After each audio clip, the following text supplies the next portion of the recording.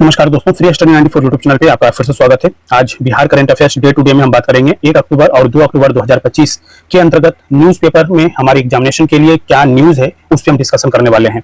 तो सबसे पहले न्यूज़ अगर हम देखें तो कहा जाता है मुख्यमंत्री ने विकास पुरुष पुस्तक का जो है विमोचन किया है। ठीक है, तो हम इस पुस्तक के बारे में जरूर देखेंगे क्योंकि ऑलरेडी मुख्यमंत्री के ऊपर लिखा हुआ है। ठीक है, तो इसके राइटर कौन है ये जानकारी हमारी होनी चाहिए।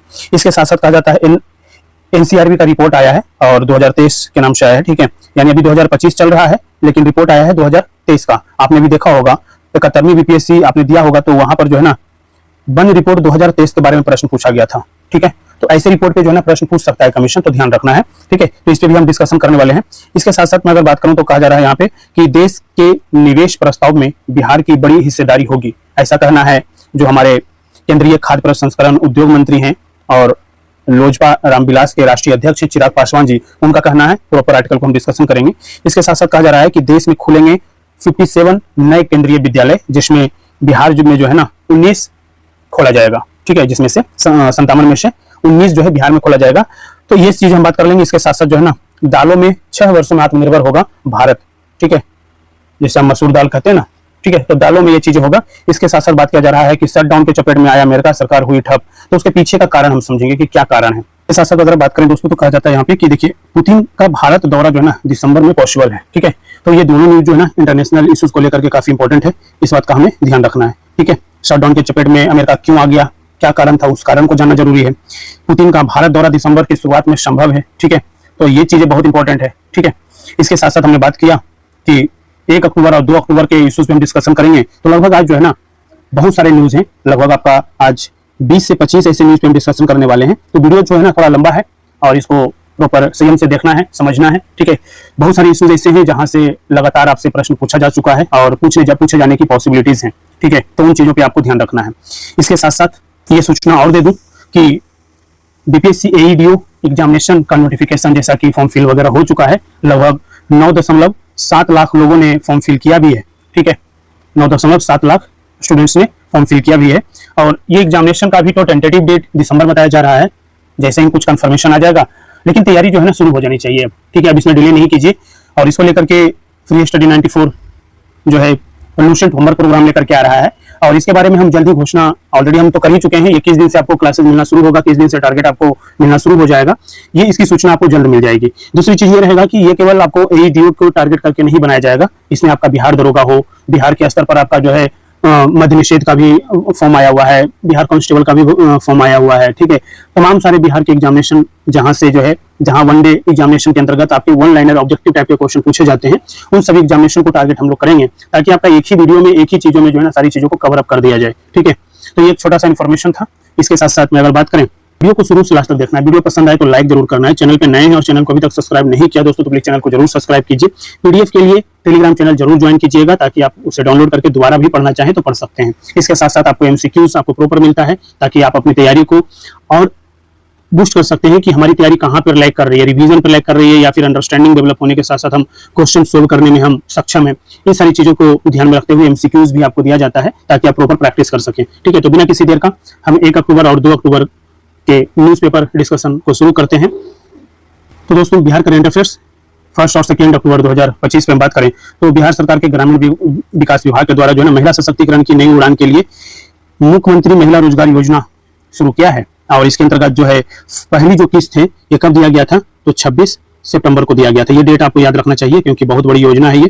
ठीक है, 26 सितंबर को पहली किस्त दी गई थी जिसके अंतर्गत जो है ना मैंने आपको पहले भी बताया था कि 75 लाख महिलाओं को जो है ना उनके अकाउंट में डीबीटी के माध्यम से 7,500 करोड़ रुपया जो है उनके अकाउंट में ट्रांसफर किया गया था।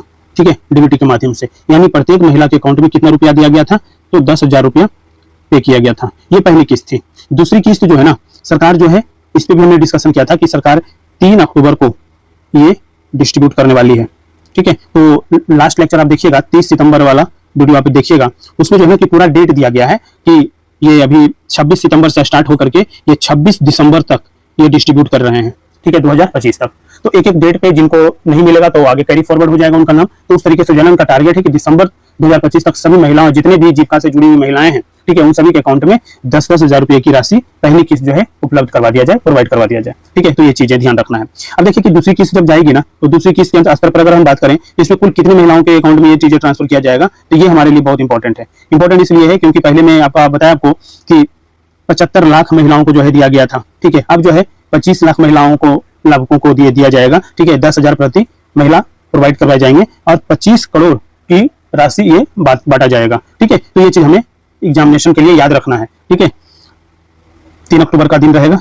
ठीक है, नेक्स्ट न्यूज है दोस्तों, आप सभी को पता होगा कि अंतिम मतदाता सूची जो है 30 सितंबर 2025 को चुनाव आयोग के द्वारा जारी कर दिया गया है। ठीक है, अब ये जो है ना कि अगर उसमें किसी प्रकार का जो है आपको अपडेट चाहिए, किसी प्रकार का अगर कमियां आपको रह गई है, तो आप जो है QR कोड को स्कैन करके आप जो है ना इसमें चेंजेस करवा सकते हैं, या फिर ECI नेट के माध्यम से उस पर जो है चीजों को कर सकते हैं। ठीक है, और फॉर्म 6 के माध्यम से आपको जो है काम करना होगा। अगर आपका नाम इसमें जुड़ा हुआ नहीं है तो फॉर्म 6 भरिए और उसके माध्यम से आप यहाँ पे जुड़ सकते हैं। ठीक है, तो ये बहुत बड़ा मतलब कि डिजिटलाइजेशन का जो है ना एक बहुत बड़ा एग्जांपल भी है। इसकी सारी चीजें जो बहुत आसान हो चुका है। ठीक है, अब इसी के अंतर्गत अगर हम बात करें तो देखिए कहा जाता है ना कि बिहार में मतदाता सूची में 69 लाख नाम कट गए हैं।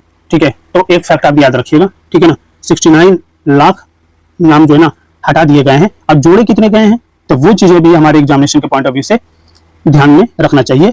ठीक है, अब देखिए सबसे पहले तो हम ये बात करें कि विपक्ष के जो है विरोध के कारण जो है ना 97 दिनों तक चला वोटर सत्यापन यानी SIR के बाद जो है ना मंगलवार को चुनाव आयोग ने बिहार विधानसभा चुनाव की मतदाता सूची की अंतिम प्रकाशन जो है ना कर दिया है। ठीक है, अब इसके स्तर पर अगर हम बात करें तो देखिए कहा जाता है ना कि इसमें मतदाता सत्यापन के दौरान राज्य में 69,30,818 मतदाताओं के नाम जो मतदाता सूची से हटा दिया गया है। इसके साथ ही 21.53 लाख नए मतदाताओं को जोड़ा गया है।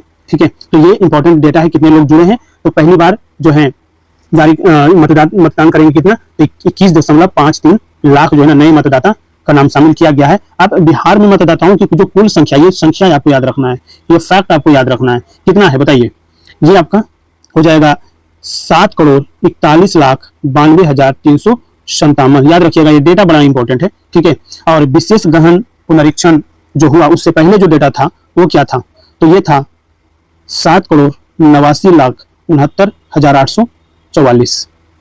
ये पहले का था। ठीक है, तो ये दोनों डेटा आपको याद रखना चाहिए, कुछ भी पूछ सकता है कमीशन एग्जामिनेशन में। ठीक है, अब कहना है चुनाव आयोग का कहना है ना कि विशेष गहन पुनरीक्षण के दौरान जो है 65,64,075 नाम काटे गए।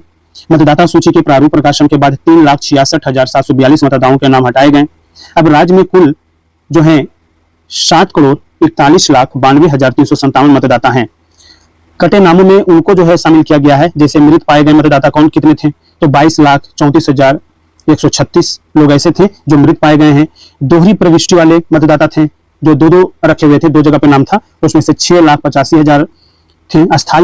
अस्थायी रूप से जो ट्रांसफरेबल जो मतदाता थे वो 36,34,939 शामिल हैं। ठीक है, तो ये जो है ना कमीशन जो है, इलेक्शन कमीशन जो है ना पूरा ब्यौरा बता रहा है कि देखिए 69 लाख अगर नाम कटा है तो उसके पीछे का कारण क्या है, कौन लोग को हटाया गया, ये बहुत जरूरी है। ठीक है, मतदाता सत्यापन की शुरुआत कब हुई थी, तो ये डेटा आपके लिए बहुत इंपॉर्टेंट है, याद रख लीजिएगा, कई बार जो है ना प्रश्न पूछा हुआ है। ठीक है, तो 24 जून 2025 को ये शुरू हुआ था। ठीक है, कहा जाता है 1 अगस्त को मतदाता सूची का प्रारूप प्रकाशन हुआ था। तब मतदाताओं की जो कुल संख्या थी वो 7,24,05,756 थी। इसकी तुलना में अंतिम मतदाता सूची में 17.86 लाख मतदाता जो है ना बढ़ चुके हैं। चुनाव आयोग का अंतिम रूप से प्रकाशित मतदाता सूची को वेबसाइट पर अपलोड कर दिया गया है और सभी 38 जिलों में जिलाधिकारी सह निर्वाचन पदाधिकारी ने भी अंतिम सूची जारी किया है। ठीक है, SIR के दौरान नाम भी जुड़े हैं। ठीक है, तो ये सारी चीजें हमारे एग्जामिनेशन के लिए बहुत ही इंपॉर्टेंट है, डेटा बहुत इंपॉर्टेंट है। चुनाव आयोग का कहना है कि अंतिम मतदाता सूची जो है उसमें 7.41 करोड़ मतदाता में से 3,92,07,804 पुरुष मतदाता हैं। ठीक है, पुरुष मतदाता की बात कर रहा है। इसके साथ साथ कहा जाता है कि महिला मतदाता की जो संख्या है वो है आपका 3,49,82,828। ठीक है, थर्ड जेंडर को भी शामिल किया गया है जिनकी संख्या जो है 1,725 है। ठीक है, इसमें जो है ना पुरुषों की संख्या सबसे ज्यादा परसेंटेज के हिसाब से पूछा जाए तो सबसे ज्यादा है। ठीक है, 52.86 है। महिलाओं वोटर जो है 47.14 है। और थर्ड जेंडर की बात किया जाए तो इनका अंक है। ठीक है, तो याद रखना है पहली बार वोटर 18 से 19 वर्ष वाले जो शामिल हुए हैं वो 14,01,150 शामिल हुए हैं। याद रखना, ये डेटा बहुत इंपॉर्टेंट है। ठीक है, तो इसके अंतर्गत जो है ना हमारे एग्जामिनेशन के पॉइंट ऑफ व्यू से कुछ डेटा तो निकल ही गया। ठीक है, सुप्रीम कोर्ट ने कहा था कि गड़बड़ी मिली तो एसआईआर रद्द कर देंगे, ऐसा चीजें कहा था सुप्रीम कोर्ट कि अगर गड़बड़ी अगर पाया जाता है तो इसको हम अंतिम मतलब कि खत्म कर देंगे। ठीक है, रद्द कर देंगे। लेकिन सुप्रीम कोर्ट ने ये मामला जो है ना कब बताया था, ये 15 सितंबर को बिहार में इससे जुड़े जब मामले आए थे तो उसमें अंतिम सुनवाई करते हुए इस प्रक्रिया में अगर कोई गड़बड़ी पाई गई तो इस प्रक्रिया को रद्द करने की बात कही थी। कोर्ट ने कहा कि हमारा मानना है कि संवैधानिक संस्था भारत निर्वाचन आयोग बिहार में कानून और अनिवार्य नियमों का पालन कर रही है और वह बिहार में एसआईआर पर आंशिक राय नहीं दे सकता क्योंकि उसका फैसला पूरे देश पर लागू होगा। बिहार में एसआईआर की वैधता पर अंतिम सुनवाई के लिए सुप्रीम कोर्ट ने 7 अक्टूबर की तारीख जो है ना तय भी किया है। तो हमें देखना है कि ये तो अंतिम मतदाता सूची तो बिहार में जारी कर दिया गया है। ठीक है, लेकिन अभी 7 अक्टूबर की तारीख जो है सुप्रीम कोर्ट में फिर से इस पे जो है बातें होंगी तो क्या निकल करके आता है वो तो बात की बात है। कहा जाता है कि आधार कार्ड को दी थी मान्यता। ठीक है, आधार कार्ड को भी दिया गया मान्यता। सुप्रीम कोर्ट ने 8 सितंबर को आदेश दिया था कि बिहार में चल रही एसआईआर के दौरान मतदाता सूची में नाम शामिल करने के लिए आधार को बरहमे वैध दस्तावेज के रूप में स्वीकार किया जाना चाहिए, ये कहा था। ठीक है, तो ये चीज आपको याद रखना है कि कहने तो बरहमे, ठीक है, बरहमे वैध दस्तावेज के रूप में शामिल करने की बात किया था सुप्रीम कोर्ट ने आधार कार्ड को। न्यायालय ने यह आदेश उन शिकायतों के बाद दिया जिनमें कहा गया था कि चुनाव अधिकारी पूर्व के निर्देशों के बावजूद इसे मान्यता देने से इनकार कर रहे हैं। और सुप्रीम कोर्ट के न्यायमूर्ति सूर्यकांत और न्यायमूर्ति जय माल्या वागची की पीठ ने आधार को औपचारिक रूप से अपनी अनुमोदित पहचान सूची में शामिल करने के खिलाफ भारत के चुनाव आयोग की आपत्तियों को खारिज कर दिया। इस बात पर जोर दिया कि हालांकि यह दस्तावेज नागरिकता स्थापित नहीं कर सकता लेकिन यह पहचान और निवास का एक वैध संकेतक बना हुआ है। ठीक है, तो याद रखना है यहाँ पर कंट्राडिक्शन अगर होता है ना तो आपको स्पष्ट करना होगा कि ये जो आधार कार्ड है ये नागरिकता स्थापित नहीं कर सकता है लेकिन पहचान और निवास का एक वैध संकेतक के रूप में इसे जाना जाता है आधार को। ठीक है, तो ये चीज ध्यान रखना है। इसके साथ साथ दोस्तों कुछ ऐसे फैक्ट जो आपको ध्यान रखने की और भी जरूरत पड़ेगा। ठीक है, उस पर अगर हम बात करें तो देखिए कहा जाता है ना कि 22 साल पहले राज्य में हुई थी एसआईआर। याद रखना है 22 साल पहले यानी 2003 में एसआईआर हुआ था। उसके बाद पिछले 22 साल में बिहार में 5 लोकसभा चुनाव हो चुका है और 5 विधानसभा चुनाव हो चुका है। 2003 से पहले 1993 में मतदाता सूची संशोधन के लिए पूरे देश में एसआईआर हुआ था। ठीक है, तो ये कुछ हिस्टोरिकल डेटा है जो आपको ध्यान रखना चाहिए एसआईआर को लेकर के। ठीक है, अगर आपको अपना नाम देखना है तो आप जा सकते हैं ऑनलाइन वेबसाइट पे जा सकते हैं voters.eci.gov.in अथवा ceoelection.bihar.gov.in पर लॉगिन कर सकते हैं आप और वहां पर जो है या फिर भारत निर्वाचन आयोग की मोबाइल एप्लीकेशन ECI नेट पर भी यह डेटा उपलब्ध है, आप उसे जाकर के चेक कर सकते हैं। ठीक है, तो हमारे एग्जामिनेशन के पॉइंट ऑफ व्यू से कुछ इंपॉर्टेंट डेटा था उसमें हमने चर्चा किया है। ठीक है, अब कहा जा रहा है ना कि अंतिम सूची में 21.53 लाख मतदाताओं के नाम जोड़े गए हैं। ठीक है, तो ये भी हमारे एग्जामिनेशन के लिए इंपॉर्टेंट है। ठीक है, कि बिहार की मतदाता सूची में 21.53 लाख नए नाम शामिल हो गए हैं। केंद्रीय निर्वाचन आयोग द्वारा प्रकाशित बिहार की मतदाता सूची में शामिल 7.42 करोड़ मतदाताओं में करीब 4.03 लाख वरिष्ठ मतदाता हैं। इनकी आयु 85 साल से अधिक है। ठीक है, अब इनको जो है ना 85 साल से वरिष्ठ हो, ज्यादा हो और दिव्यांग, इनके लिए जो है ना बैलेट पेपर के माध्यम से जो है इलेक्शन जो चुनाव करवाया जाएगा। ठीक है, तो ये भी चीजें बहुत इंपॉर्टेंट है, ध्यान रखना है। कहा जाता है करीब 14.01 लाख मतदाता बिहार विधानसभा चुनाव में पहली बार वोट करेंगे, तो ये भी डेटा हमारे लिए इंपॉर्टेंट है, याद रखना है। इन युवा मतदाताओं की उम्र 18 से 19 वर्ष की है। इसके अलावा 7.2 लाख से अधिक दिव्यांग श्रेणी के मतदाता को भी सूची में जगह दी गई है। निर्वाचन आयोग ने अंतिम मतदाता सूची से वंचित रहे लोगों को नाम जुड़वाने या किसी तरह की आपत्ति दर्ज कराने को लेकर के प्लेटफॉर्म उपलब्ध कराया है ताकि आप वहां पर अपनी आपत्ति को दर्ज कर सकते हैं। ठीक है, और कोई भी त्रुटियां हैं उसको सुधरवा सकते हैं आप। आयोग ने यह भी कहा है कि कोई पात्र व्यक्ति अभी भी मतदाता सूची में अपना नाम शामिल करना चाहता है तो वह चुनाव के लिए नामांकन दाखिल करने की अंतिम तिथि से 10 दिन पहले तक आवेदन जमा कर सकता है। ठीक है, तो अगर आपका नाम शामिल नहीं है, ठीक है, तो आप ये काम कर सकते हैं। ठीक है, तो ये चीज आपको ध्यान रखना है। नेक्स्ट न्यूज है दोस्तों कि बिहार सरकार ने जो है ना मुख्य सचिव की अध्यक्षता में कमेटी गठित किया है।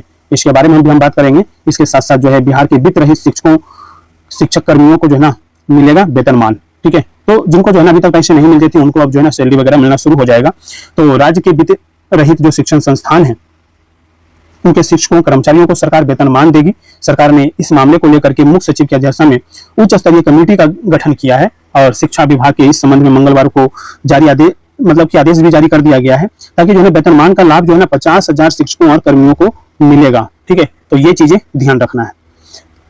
इसके साथ साथ कहा जाता है कि कमेटी में कौन कौन से सदस्य हैं, तो कहा जाता है विकास आयुक्त, समान प्रशासन विभाग के अपर मुख्य सचिव, वित्त विभाग के अपर मुख्य सचिव या प्रधान सचिव, बिहार विद्यालय परीक्षा समिति के अध्यक्ष, अल्पसंख्यक कल्याण विभाग के सचिव, माध्यमिक शिक्षा निदेशक और प्राथमिक शिक्षा निदेशक कमेटी में सदस्य बनाए गए हैं। शिक्षा विभाग के अपर मुख्य सचिव इस कमेटी के सदस्य सचिव हैं। राज्य के 225 वित्त रहित डिग्री कॉलेज में 15,000 शिक्षक कर्मी हैं और वित्त अनुदानित 625 हाई स्कूल और 599 इंटर कॉलेज शामिल हैं। हाई स्कूल और इंटर कॉलेज 25,000 से अधिक शिक्षक और कर्मचारियां इसमें कार्यरत हैं, तो उन सभी को इसका लाभ मिलेगा। ठीक है, अब देखिए बात यहाँ पर यह आ जाता है ना कि जो कमेटी गठित किया गया है उनमें 9 सदस्य हैं, ये याद आपको रखना है, ये डेटा बहुत इंपॉर्टेंट है। ठीक है, समिति का जो गठन किया गया इसके बारे में हमने ऑलरेडी डिस्कशन कर लिया है कि इसमें जो 9 सदस्य हैं वो कौन कौन होंगे। ठीक है, तो ये चीज याद रखना है। इसके साथ साथ कहा जाता है दोस्तों कि राष्ट्रीय राजमार्ग से जुड़े बिहार के 9 शहरों में बाईपास बनाने की बात चल रही है। ठीक है, तो नेशनल हाईवे से जुड़े बिहार के जो 9 शहर हैं वहां पर बाईपास बनाया जाएगा। देखिए बाईपास बनाने का जो है ना सीधा सा मतलब ये होता है कि शहरों में जो है ना जो है चीजें जो है जिस तरीके से जो भीड़ भाड़ बढ़ रही है, ठीक है, अगर यहाँ पर अगर मान के चलिए अगर इसी के माध्यम से अगर यातायात किया जाता है, बड़ी गाड़ियां निकलती हैं, तो दिक्कत क्या होती है ना, ट्रैफिक की दिक्कत होती है। ठीक है, ट्रैफिक की दिक्कत होगी, जाम में लोग फंसे रहेंगे। ठीक है, तो ऐसा लगेगा कि उससे तो अच्छा हमारा गांव था, शहर में आने से क्या ही मतलब था।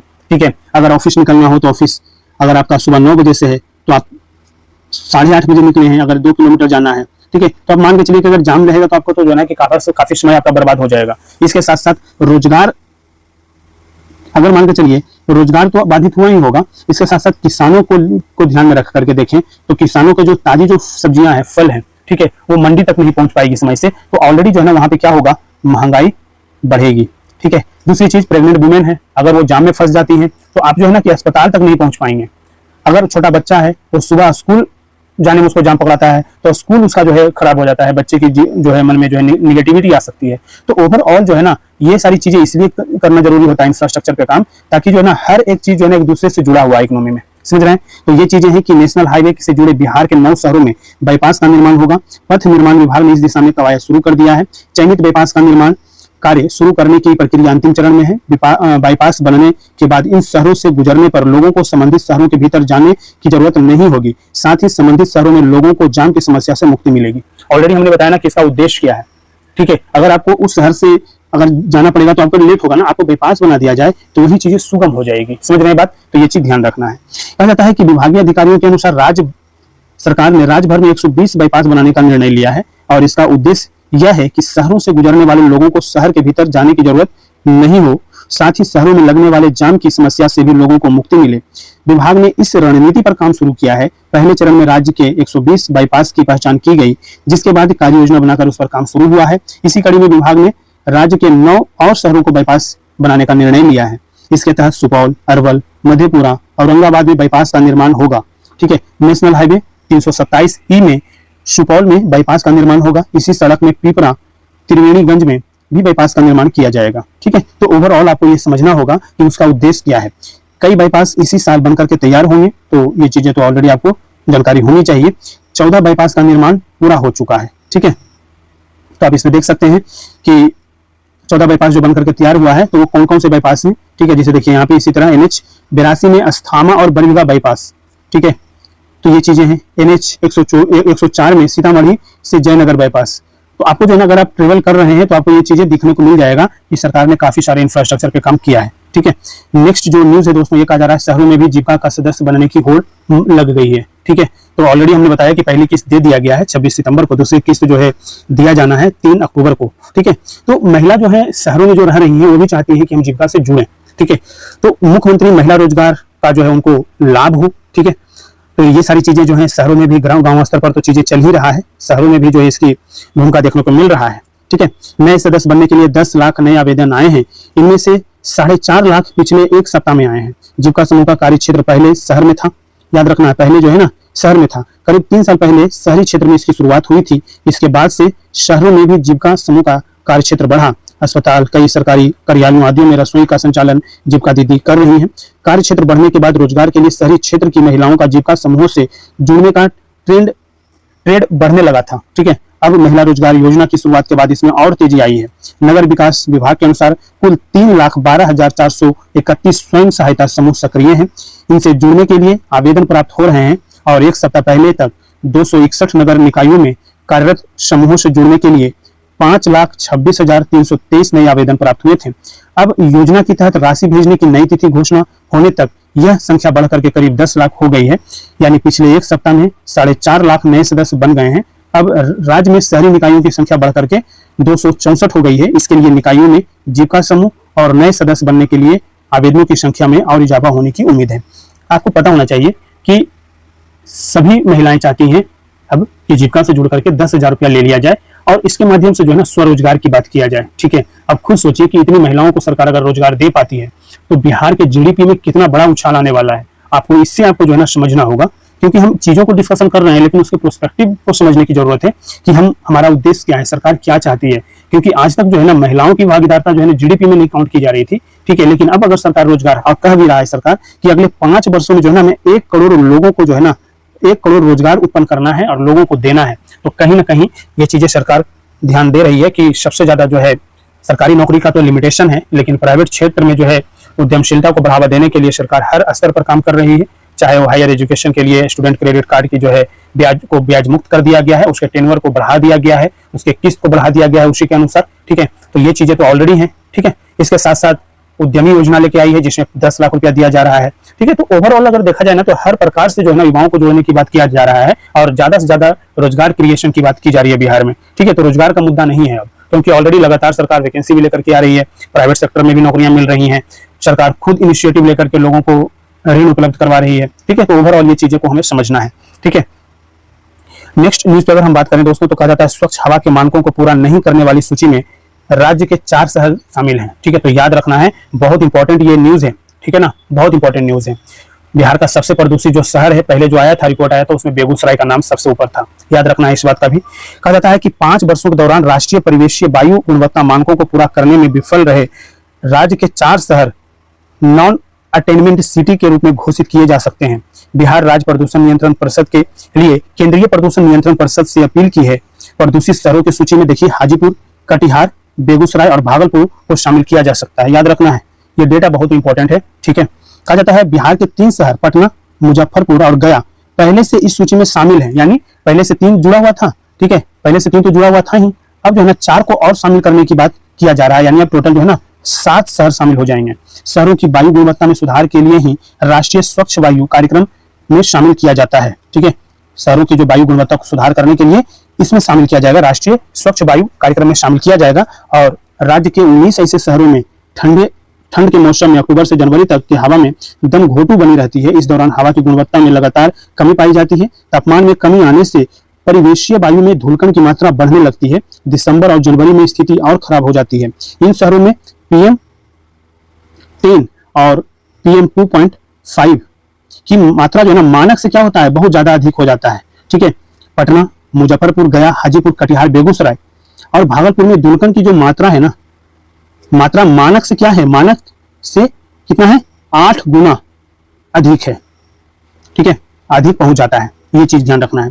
PM10 यानी मोटे धूलकण का मानक 60 माइक्रोग्राम प्रति घन मीटर है, जबकि PM2.5 यानी बिल्कुल धूल धूलकण, ठीक है, का मानक जो है 100 माइक्रोग्राम है। ठीक है, याद रखना है 100 माइक्रोग्राम प्रति घन मीटर है। ये शहर इन मानकों को पूरा करने में विफल रहा है। कौन से, तो आप यहाँ पर देख सकते हैं, पटना हो गया, मुजफ्फरपुर, गया, हाजीपुर, कटिहार, बेगूसराय और भागलपुर। ठीक है, तो 7 शहर जो है ना इन मानकों में विफल रहा है। प्रदूषण के लिए मानवीय हिस्सेदारी की जिम्मेदारी कितनी है, जिम्मेवारी वो 70% है। ठीक है, तो पटना में वायु प्रदूषण बढ़ने का प्राकृतिक और मानवीय कारण दोनों है। प्रदूषण नियंत्रण बोर्ड ने पटना का सर्वे कराया था, जिसमें बाहरी कारकों का जो है 29% योगदान है। वहीं 23% योगदान परिवहन और निर्माण सामग्री का है। घरेलू गंदगी का भी 23% का जो है योगदान है।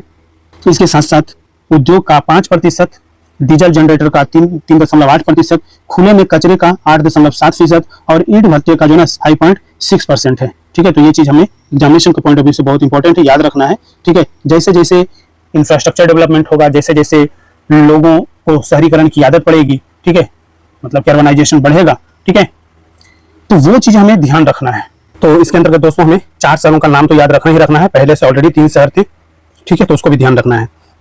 कहा जाता है देखिए कि हाजीपुर, भागलपुर, कटिहार, बेगूसराय मानकों को पूरा करने में विफल है। ये तो ऑलरेडी हमने डिस्कशन कर ही लिया था। इसके साथ साथ देखिए, कहा जाता है ना कि वायु गुणवत्ता सूचकांक के कौन कौन से मानक हैं। ठीक है, तो अगर आप 0 से 5 है तो बहुत ये अच्छा है। ये आप देखें 51 से 100 के बीच में है तो संतोषजनक है। 101 से 200 औसत माना जाता है एवरेज, और 201 से 300 में जब प्रवेश करते हैं, ठीक है, 201 के बाद हम प्रवेश करते हैं तो मानने लगते हैं कि खराब की स्थिति में हम पहुंच रहे हैं। 301 से 400 के बीच में जाते हैं तो बहुत खराब हो जाता है, और 401 से 500 के बीच में चले जाते हैं तो ये खतरनाक की स्थिति में आ जाता है। और जब 500 से ऊपर चले जाएंगे ना तो जो है इन्वायरमेंट इमरजेंसी लग सकता है, पर्यावरण, ठीक है, पॉल्यूशन इमरजेंसी जिसे हम कर सकते हैं, प्रदूषण आपातकाल लग सकता है। तो ऐसी सिचुएशन ना आए अपने शहरों का, ठीक है, इसके लिए हमें ख्याल रखना होगा। तो मानव जनित जो है ना, इसमें जो है भागीदारी जो है वो 70% है। तो आप कोशिश कीजिए कि कूड़ा करकट ना जलाइए, बाहर में चीजें कहीं फेंके, डंप ना करें, ठीक है, इस बात का ध्यान रखिए, ठीक है ना। इसके साथ साथ देखिए, कहा जाता है ना, सूबे के जो राज्य के जो अन्य शहर भी जो है ना प्रदूषित हो रहे हैं इसके कारण, ठीक है, जैसे पटना, गया, मुजफ्फरपुर को छोड़कर अगर अन्य शहरों की बात करें तो 16 शहर में वायु प्रदूषण का आकलन किया जा रहा है। एक तरफ वायु प्रदूषण से लोग परेशान हैं, दूसरी तरफ इन शहरों में ध्वनि, जल प्रदूषण के भी लोग शिकार हो रहे हैं। तो जल, हवा, ध्वनि प्रदूषण को लेकर के अभी तक जो भी प्रयास किया गया वहां पे, उसका सकारात्मक असर कुछ खास देखने को नहीं मिला है। ठीक है, हवा खराब होने का मुख्य कारण धूलकण है। अगर देखिए, धूलकण होने का एक रीजन है, समझिए बात को, क्योंकि जो है ना शहरीकरण हो रहा है, बहुत ज्यादा वहां पे कंस्ट्रक्शन का काम चल रहा है। ठीक है, तो ये चीजें तो होगी ही होगी, भट्ठे, चिमनी, ये सारी चीजें बहुत हैं। ठीक है, तो कहीं ना कहीं ये चीजें तो आप देखेंगे ही। ठीक है, तो सरकार के ऊपर, सरकार को भी जो है ना इस पे कुछ कानून बनाना चाहिए। ठीक है, तो वो चीज हमें ध्यान रखना होगा। तो उसका जो सरकार प्रयास कर रहा है उसको लेकर के कोई सकारात्मक जो है चीजें नहीं निकल करके आ रहा है। हवा खराब होने का मुख्य कारण आपको बताया कि ये धूलकण ही है, और वो क्यों है वो भी मैंने बताया। जल प्रदूषण का मुख्य कारण नगर निकायों से निकलने वाले जो सीवरेज है, ठीक है, उसका उपचार नहीं हो रहा है और नदियों में उसको जो है ना छोड़ दिया जा रहा है बिना ट्रीटमेंट के। ठीक है, तो ये एक कारण है। ध्वनि प्रदूषण के लिए पर्यावरणीय नियमों का सख्ती से पालन नहीं किया जा रहा है। ठीक है, चाहे वो बात हम करें कि बेपरवाह गाड़ियां चलना, ठीक है, इसके साथ साथ जो है बिना, मतलब ये मान के चलिए ना कि कुछ तो कानूनी होनी चाहिए। प्रदूषण का एक तो कारण ध्वनि है ही, जल, वायु भी है, जल भी है। ठीक है, गाड़ियों से बहुत सारे उत्सर्जन होते हैं। ठीक है, तो ये चीजें हैं, इस पे सख्ती से पालन करना चाहिए। उत्तर बिहार में पाई जाने वाली जो मिट्टी है, जिसे जलोढ़ मृदा कहते हैं, इसके कण बहुत छोटे होते हैं और ये वायु में काफी देर तक बने रहते हैं। चिकनी मिट्टी होती है, जब उड़ती है तो बिल्कुल बारीक होती है। आप इसे मान सकते हैं कि ये PM 2.5 के स्तर पर ये चीजें आती हैं। ठीक है, कहा जाता है कि ये वायु में काफी देर तक बने तो रहते हैं, काफी दूरी भी तय करते हैं। तापमान में कमी और ठंड में धूलकण सतह के करीब आ जाते हैं, जो वायु को प्रदूषित करते हैं। इस बार बारिश देर तक हुई है, अभी वायु गुणवत्ता बिहार का बेहतर बना हुआ है, उत्तर बिहार का। ठीक है, तो ये चीजें हमें ध्यान रखना है। और बिहार के 19 प्रदूषित शहरों में अगर हम बात करें तो नाम याद रखिएगा: कटिहार, छपरा, मुजफ्फरपुर, सिवान, बेगूसराय, पटना, समस्तीपुर, मोतिहारी, आरा, बेतिया, बिहार शरीफ, दरभंगा, पूर्णिया, मुंगेर, हाजीपुर, गया, मुजफ्फरपुर, ठीक है, और भागलपुर है। ठीक है, याद रखना है। और पहले से सूबे का जो 3 शहर है, कौन कौन? पटना और मुजफ्फरपुर और गया प्रदूषित शहर की सूची में शामिल है पहले से। आज 4 शहरों को और शामिल किया जा रहा है, तो कुल जो है ना 7 शहर रहेंगे। 4 शहर का नाम आपको याद रखना है: हाजीपुर, कटिहार, बेगूसराय और भागलपुर, याद रखना है। ठीक है, नेक्स्ट न्यूज है दोस्तों, स्कूल के बच्चों को एंजल निवेशक से फंडिंग होगी। ठीक है, एंजल निवेशक की बात किया जा रहा है। तो स्कूली जो बच्चे हैं ना, उनमें जो है नवाचारी आइडिया को बढ़ाने के लिए, ठीक है, उन चीजों को प्रोत्साहित करने के लिए देश की बड़ी ये जो है ना, ये अंतर्गत ये देखा जाए ना तो ये बहुत बड़ा समस्या है। बच्चे जो है केवल पढ़ना चाहते हैं, इनोवेशन, क्रिएटिविटी, क्रिएशन नहीं करते हैं। तो उन चीजों के लिए जो है ना एंजल निवेशक के माध्यम से इन चीजों को इनको सिखाया जाएगा, और ये जो समस्या है, इस समस्याओं को जो है ना खत्म किया जाएगा। तो इस पे जो है काम किया जा रहा है। ठीक है, तो देश की बड़ी समस्याओं पर जो स्कूली बच्चे नवाचारी समाधान बताएंगे, उनके विचार को स्टार्टअप का रूप देने के लिए एंजल निवेशक निवेश करेंगे। ठीक है, स्कूल यूथ आइडियाथन 2025 से यह संभव होगा। ठीक है, भारत सरकार के कौशल विकास और उद्यमिता मंत्रालय के अंतर्गत प्रबंधन, उद्यमिता, व्यवसाय कौशल परिषद और थिंक स्टार्टअप ने स्कूलों में यूथ आइडियाथन के आयोजन की घोषणा किया है, याद रखना है। ठीक है, ये आयोजन स्कूली बच्चों में समस्या पहचानने, उसका समाधान खोजने का कौशल विकसित करने के उद्देश्य से किया जा रहा है। 6 अक्टूबर को इसकी लॉन्चिंग होगी। लॉन्चिंग के बाद www.youthaideathon.in पर जाकर के आप रजिस्ट्रेशन करा सकते हैं। साथ ही इससे जुड़ी विस्तृत जानकारी भी आप प्राप्त कर सकते हैं वहां पे। ठीक है, 4वीं से लेकर के 12वीं कक्षा तक के बच्चे इसमें भाग ले सकते हैं। अगर आप 4वीं क्लास में पढ़ रहे हैं या से लेकर के आप 12वीं कक्षा में आप हैं, तो आप इस आइडियाथन में जो है ना भाग ले सकते हैं। आप इसमें एक स्कूल से 3 से 5 बच्चे का समूह भाग लेगा। सीबीएसई ने सभी स्कूलों में इसे लेकर के पत्र जारी किया है। इस बार यूथ आइडियाथॉन नई सोच नई भारत थीम पर प्रतियोगिता होगी। नई सोच नई भारत, ठीक है। इसमें स्कूली बच्चे देश की बड़ी समस्याओं पर नवाचारी समाधान वाले आइडिया पेश करेंगे। 19-20 अक्टूबर को बच्चे अपने आइडिया को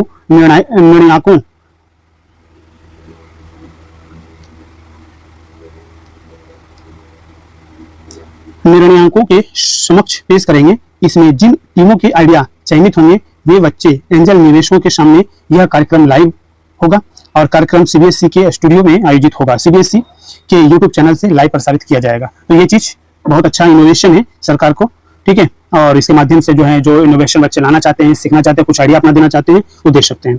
कौशल विश्वविद्यालय की बात हमने 30 सितंबर वाले सेशन में किया था। कहा जाता है कि कौशल विश्वविद्यालय के जो पहले कुलपति बने हैं उनका नाम जो है दीपक आनंद है, ठीक है। और ये श्रम संसाधन विभाग के सचिव के रूप में कार्यरत हैं। इनको बनाया गया है कौशल विश्वविद्यालय के पहले कुलपति। तो याद रखना इनका नाम ही काफी है एग्जामिनेशन के लिए, ठीक है। इसके बारे में इनके बारे में और ज्यादा जानकारी हमें रखने की जरूरत भी नहीं है, ठीक है।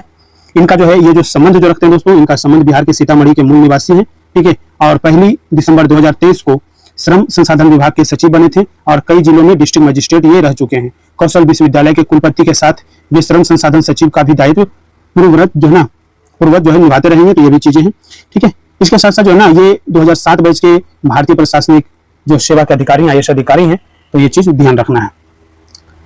नेक्स्ट कहा जा रहा है पटना औरंगाबाद रेल लाइन के लिए मिले 3606 करोड़ रुपया, ठीक है। तो ये चीज हमारे लिए याद रखना है, बड़ा डेटा है कि वर्षों के इंतजार के बाद पटना औरंगाबाद रेल लाइन को लेकर के बड़ी पहल हुई है और केंद्र ने बिहटा से अनुग्रह नारायण रोड तक 117 किलोमीटर लंबी नई रेल लाइन के निर्माण के लिए 3606 करोड़ रुपया जारी किया है। और इसके साथ साथ कहा जाता है कि अनुग्रह नारायण रोड से औरंगाबाद के बीच 13 किलोमीटर लंबी नई रेल लाइन के लिए पहले ही राशि जारी कर दी गई थी। इसका काम भी शुरू हो गया है। तो ये चीज हमें ध्यान रखना है। इससे जो है ना आप मान के चलिए कि आपका जो समय ज्यादा लगता था वो घट जाएगा और पहले 4 घंटा का समय लगता था, आप घट करके 2 घंटा कर दिया, घंटा लगेगा आपका, ठीक है। पटना, अरवल, जहानाबाद, औरंगाबाद जिले के लाखों लोगों के आवागमन की सुविधा हो जाएगी। तो ये सारी चीजें इंपॉर्टेंट है। मगध और शाहाबाद को विकास को मिलेगी, इसके माध्यम से नई गति मिलेगी, ठीक है। तो ये चीज हमें ध्यान रखना है। इसके साथ साथ कहा जाता है कि श्री नीतीश कुमार जी 4233 करोड़ की लागत से जन सुविधा एवं विकास से संबंधित योजनाओं का शिलान्यास, उद्घाटन और लोकार्पण और राशि का क्या करेंगे, डिस्ट्रीब्यूशन करेंगे। तो पंचायती राज विभाग की बात करें तो इसके अंतर्गत जो है दोस्तों कि ग्राम पंचायतों द्वारा 1823 करोड़ की लागत से निर्माण कराए जाने वाले 663 पंचायत भवन और मुख्यमंत्री कन्या विवाह मंडप योजना अंतर्गत ग्राम पंचायतों द्वारा 500 करोड़ की लागत से निर्माण कराए जाने वाले 1000 विवाह मंडप का शिलान्यास किया है, ठीक है। तो ये याद रखना है, बहुत इंपॉर्टेंट ये न्यूज है, बहुत इंपॉर्टेंट ये योजना है, मुख्यमंत्री कन्या विवाह मंडप योजना, याद रखना है, ठीक है। भवन निर्माण विभाग द्वारा 885 करोड़ की लागत से निर्मित 622, स्थानीय क्षेत्र अभियंत्रण संगठन द्वारा 825 करोड़ की लागत से निर्मित 367 एवं ग्राम पंचायतों द्वारा 160 करोड़ की लागत से निर्मित 140 पंचायत सरकार भवन का लोकार्पण भी किया जाएगा। तो ये पंचायती राज विभाग के अंतर्गत ये चीजें आपको ध्यान रखना है। इसके तहत और भी बात करें तो कहा जाता है कृषि विभाग के अंतर्गत बात किया जाए तो 40 करोड़ 46 लाख की लागत से निर्मित दाऊद नगर बाजार प्रांगण औरंगाबाद का जो है उद्घाटन किया जाएगा कृषि विभाग के अंतर्गत। अगस्त माह 2025 में हुई अतिवृष्टि एवं बाढ़ से हुई फसल क्षति के लिए कृषि इनपुट अनुदान योजना के अंतर्गत 2,41,000 से अधिक प्रभावित किसानों को 113 करोड़ से अधिक की राशि का डीबीटी के माध्यम से डिस्ट्रीब्यूशन किया जाएगा और बसंतिक यानी रबी महाअभियान 2025 का शुभारंभ भी किया जाएगा। तो ये चीज ध्यान रखना, ये बहुत इंपॉर्टेंट है, ठीक है। महाअभियान है। खाद्य एवं उपभोक्ता संरक्षण विभाग के अंतर्गत कहा जाता है बिहार खाद्यान्न भंडारण प्रबंधन एवं प्रशिक्षण संस्थान पटना का उद्घाटन किया जा रहा है। इंपॉर्टेंट फैक्टर याद रखना है, ठीक है, याद रखना है ये। तो ये चीज बहुत इंपॉर्टेंट है। नेक्स्ट कहा जा रहा है दोस्तों की 85 वर्ष जो पार कर चुके बुजुर्ग हैं और दिव्यांगों को पोस्टल बैलेट से जो है ना वोटिंग की सुविधा किया जाएगा, ठीक है। तो ऑलरेडी ये बहुत ही इंपॉर्टेंट है, ठीक है। कहा जाता है कि देखिए बिहार में जो है अभी जो इलेक्शन होने वाला है उसके अंतर्गत ये चीजें भारत निर्वाचन आयोग के द्वारा ये चीजें जारी किया गया है कि 85 वर्ष से अधिक आयु वाले जो व्यक्ति हैं तथा दिव्यांग श्रेणी में जो आते हैं मतदाता उनको जो है ना पोस्टल बैलेट की सुविधा दिया जाएगा। ये चीज याद रखना है, बहुत इंपॉर्टेंट फैक्ट है, ठीक है। कहा जाता है भारत निर्वाचन आयोग ने ऐसे करीब 11 1.23 लाख मतदाताओं की सहभागिता सुनिश्चित करने के लिए पोस्टल बैलेट का व्यापक प्रचार प्रसार और इसकी सुलभ उपलब्धता सुनिश्चित करने का निर्देश दिया है। साथ ही सोशल मीडिया के माध्यम से फेक न्यूज को रोकने के लिए प्रभावी मैकेनिज्म बनाकर कार्य करने और मीडिया मॉनिटरिंग और सर्टिफिकेशन को प्रभावी रूप से क्रियान्वित करने के निर्देश भी जारी किया है। ठीक है, कहा जाता है कि भारत निर्वाचन आयोग के जो वरीय उप निर्वाचन आयुक्त मनीष गर्ग हैं और अन्य उच्च पदाधिकारी जो हैं वो वीडियो कॉन्फ्रेंसिंग के माध्यम से बिहार विधानसभा चुनाव की तैयारियों की समीक्षा किया है और उसके अंतर्गत ये बातें सामने आई है, इसका भी ध्यान रखना है हमें। कहा जाता है कि प्रभावी ढंग से अर्ध सैनिक बलों की करें तैनाती, ये कहा गया है। ठीक है, ताकि किसी प्रकार की जो है ऐसी एक्टिविटीज ना हो जिससे जो है चुनाव प्रभावित हो। ठीक है, तो ये चीज याद रखना है। कहा जाता है आयोग की पहल की दी जानकारी। कहा जाता है बैठक में आयोग द्वारा की जा रही नई पहल की भी जानकारी दी। इसमें मतदान केंद्र पर मोबाइल रखने के लिए सुरक्षित व्यवस्था उपलब्ध कराना, राजनीतिक दलों को मतदान केंद्र से 100 मीटर की दूरी पर अपना अनौपचारिक बूथ स्थापित करने की अनुमति देना, मतगणना के दिन अंतिम परिणाम घोषित करने से पूर्व पोस्टल बैलेट की गिनती सुनिश्चित करना शामिल है। इसके साथ ही सभी मतदान केंद्रों पर बिजली, पानी, रैंप, शौचालय, फर्नीचर और संकेतक जैसी आश्वस्त न्यूनतम सुविधाओं की व्यवस्था पूर्ण रूप से सुदृढ़ किए जाने के निर्देश दिए गए हैं। ठीक है, तो जल्द ही घोषणा इसकी होने वाली है, इस बात का भी आप ध्यान रखिए। ठीक है, नेक्स्ट न्यूज कहा जा रहा है दोस्तों कि G20 संसदीय अध्यक्षों के शिखर सम्मेलन में शिरकत करेंगे हमारे राज्यसभा के उपसभापति हरिवंश। ठीक है, तो इनके द्वारा जो है ये 11वें जो है ना G20 संसदीय अध्यक्षों के शिखर सम्मेलन यानी P20 में भारतीय संसदीय प्रतिनिधि मंडल का नेतृत्व करेंगे कौन? तो हरिवंश जी करेंगे और यह होने वाला है कहाँ पे? दक्षिण अफ्रीका के पश्चिमी केप के क्लेनमंड में 1 अक्टूबर से 3 अक्टूबर तक ये चलेगा। ठीक है, तो ये चीज आपको ध्यान रखना है। ऐसे आयोजन जो राष्ट्रीय स्तर पर होता है, इंटरनेशनल स्तर पर होता है, इससे रिलेटेड आपके प्रश्न देखने को मिलता है, तो ये चीज आपको ध्यान रखना है।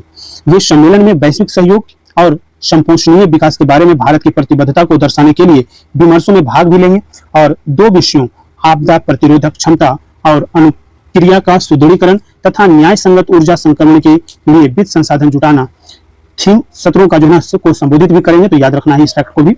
और संपोषणीय विकास के लिए महत्वपूर्ण खनिजों का दोहन करने विषयक सत्र की अध्यक्षता करेंगे। जर्मनी, इटली और अन्य देशों के अपने समकक्षों के साथ उनकी बैठकें भी होंगी। सम्मेलन में राज्यसभा के महासचिव PC मोदी भी शिरकत करेंगे। तो ये चीज हमारे एग्जामिनेशन के पॉइंट ऑफ व्यू से काफी इंपॉर्टेंट है, ध्यान रखना है। नेक्स्ट न्यूज है दोस्तों, मुख्यमंत्री ने विकास पुरुष पुस्तक का विमोचन किया है और विकास पुरुष पुस्तक के जो लेखक हैं इनके बारे में आपको पता होना चाहिए कि इनका नाम है मुरली मनोहर श्रीवास्तव। ठीक है, इन्होंने कहा है कि यह पुस्तक न सिर्फ मेरे राजनीतिक जीवन और विकास कार्यों का दस्तावेज है बल्कि बिहार के हालिया विकास यात्रा का भी जीवन चित्रण प्रस्तुत करती है, ऐसा मुख्यमंत्री जी का कहना है। ठीक है, कहा जाता है समारोह में बिहार धार्मिक न्यास परिषद अध्यक्ष रणवीर आनंद ने कहा कि यह पुस्तक केवल एक राजनीतिक शख्सियत की जीवनी नहीं बल्कि बिहार के नव निर्माण की यात्रा है। नीतीश कुमार ने अपने कार्यों से जिस विकास मॉडल को जमीन पर उतारा उसे मुरली मनोहर श्रीवास्तव ने शब्दों में बड़ी ही संजीदगी से पिरोया है। लेखक ने पुस्तक में वर्णित तथ्यों की व्यापक चर्चा की है। इस दौरान प्रोफेसर जितेंद्र कुमार, सुजीत कुमार झा, उत्तम कुशवाहा भी वहां पे शामिल थे, उपलब्ध थे। ठीक है, तो इस पुस्तक के बारे में आपको जानकारी होनी चाहिए। ठीक है, तो ये मुख्यमंत्री के कार्यों के ऊपर लिखा गया ये पुस्तक है। ठीक है, जिसका विमोचन जो है मुख्यमंत्री नीतीश कुमार जी के द्वारा किया गया है। और ये किनके द्वारा लिखी पुस्तक है तो याद रखना है, प्रश्न आपसे पूछता है कई बार, मुरली मनोहर श्रीवास्तव जी के द्वारा, याद रखना है। ठीक है, अब हम बात करेंगे दोस्तों NCRB की रिपोर्ट के बारे में। बहुत इंपॉर्टेंट ये डेटा है और इसमें जितने भी डेटा है आपके एग्जामिनेशन का पॉइंट ऑफ व्यू से ऑथेंटिक है। ठीक है, कहा जाता है कि देखिए हत्या में जो है ना यूपी, दुष्कर्म में राजस्थान और लूट में जो है ना महाराष्ट्र सबसे आगे है। और कुल क्राइम में जो है ना 7% की वृद्धि हुई है। महिलाओं पर अपराध ने 10 साल का रिकॉर्ड तोड़ दिया है। ठीक है, तो NCRB की जो रिपोर्ट है, ठीक है, नेशनल क्राइम रिकॉर्ड ब्यूरो का जो रिपोर्ट है उसके अनुसार ये कहा जा रहा है कि देश में 2023 के दौरान हुई अपराधों का जो डिटेल है, ये लेखा जोखा है। ठीक है, ये चीजें ध्यान रखना है। कहा जाता है इस दौरान 62,41,569 अपराध हुए। पिछले साल से 7.2% की इसमें बढ़ोतरी हुई है। 2023 में महिलाओं पर 4.48 लाख अपराध दर्ज हुए हैं, जो 10 साल में सबसे ज्यादा हैं। बच्चों पर अपराध सर्वाधिक 9.3% तक बढ़े हैं, तो याद रखना है। ठीक है, अपहरण की संख्या जो है ना बढ़ गया है। 2023 में 1,13,564 केस हुए, जो पिछले साल से 5.6% अधिक है। बच्चों और महिलाओं के अपहरण केस जो है इसमें सबसे ज्यादा है। देखिए यहाँ पे अगर हम बात करें कि तुलना किया गया है कि देखिए 2022-2023 ठीक है क्या बदलाव आया है, तो हत्या के मामले में जो है ना आप देखेंगे तो लगभग जो है ना 3% की जो है ना कमी देखने को मिली है। दुष्कर्म के मामले में 2022 की तुलना में 2023 में देखेंगे तो यहाँ पे लगभग जो है ना 6% की कमी देखने को मिलेगा। और लूट के मामले में अगर आप देखेंगे तो यहाँ पर भी जो है ना लगभग 7% की जो है ना आपको कमी देखने को मिलेगा। तो कुछ कहीं कहीं पे चीजें दिख रही है आपका। साइबर क्राइम में जो बढ़ोतरी लगातार आपको देखने को मिलेगा, ठीक है। तो ये चीजें हमेशा ध्यान रखिए, ठीक है। कहा जाता है कि अपराध जो हत्या हुआ, सबसे ज्यादा केस जो है ये हत्या के मामले में उत्तर प्रदेश में आया है, सबसे कम जो है ना सिक्किम में आया है। दुष्कर्म के मामले में अगर हम बात करें तो सबसे ज्यादा जो केसेज आए हैं वो आए हैं राजस्थान में और सबसे कम आया है सिक्किम में। लूट के मामले में महाराष्ट्र सबसे आगे है और सिक्किम सबसे कम है। तो सिक्किम जो है ना कॉमन रूप से कम है, ठीक है। और अलग अलग स्टेट में उत्तर प्रदेश में सबसे ज्यादा हत्या का मामला आया है, दुष्कर्म का मामला राजस्थान में ज्यादा आया है और महाराष्ट्र में जो है लूट के मामले ज्यादा आए हैं, ठीक है। साइबर क्राइम की अगर हम बात करें तो कहा जाता है देश में 2023 के दौरान साइबर क्राइम के 86,420 केस दर्ज हुए हैं। फ्रॉड, लैंगिक शोषण और फिरौती के जैसे प्रमुख कारण जो है ना फ्रॉड साइबर क्राइम का बना है। तो ये चीज ध्यान रखना है। बच्चों पर अपराध का सबसे ज्यादा जो बढ़ा है मामला, देखिए जैसे दो महिला के बारे में अगर बात करें तो 2022-2023 की तुलना में देखें तो 0.7% की वृद्धि देखने को मिलेगी, बढ़ोतरी देखने को मिलेगा। बच्चों के मामले में देखने को मिलेगा आपको कितना 9.2%। तो बच्चों पर अपराध में जो है ना बढ़ोतरी देखने को मिलेगा सबसे ज्यादा, ठीक है। बुजुर्गों पर देखे जाए तो ये जो है 0.7% की यहाँ पे वृद्धि देखने को मिलेगा। तो ये सारी चीजें जरूरी है, ठीक है। ये डेटा आपके लिए बहुत इंपॉर्टेंट है, याद रखना है। मेंस में आंसर राइटिंग जब करेंगे आप, ठीक है, तो काफी अच्छा आपको अंक मिलते हैं। देखिए कहा जाता है ना हरियाणा से ज्यादा ऑनर किलिंग जो है ना झारखंड में देखने को मिला है। राजस्थान में यूपी और बिहार से ज्यादा दुष्कर्म के मामले हमने आपको दिखाया, यहाँ पे डेटा दिखाया, ठीक है, कि देखिए सबसे ज्यादा दुष्कर्म के मामले कहाँ पे आए हैं, राजस्थान में आए हैं, यूपी और बिहार से ज्यादा, ठीक है। देश में 74% हत्याएं 18 से 45 साल वालों की हुई है और 66% जो है ना दुष्कर्म पीड़ित भी 18 से 30 साल की हैं। तो ये चीज ध्यान रखना है। तो ये जो है ना, ये जो आप डेटा देख रहे हो, ये इसलिए डेटा आपको देखना चाहिए ताकि जो है ना कि एनसीआरबी का जो रिपोर्ट है उसमें अलग अलग चीजों पर रिपोर्ट आता है, उसमें जो है ना आपको तुलनात्मक अध्ययन करना पड़ता है, इसलिए, ठीक है। अब देखिए कहा जाता है ना कि देश में 2023 के दौरान हत्या का शिकार बनने वाले में 74% लोग 18 से 45 साल के हैं।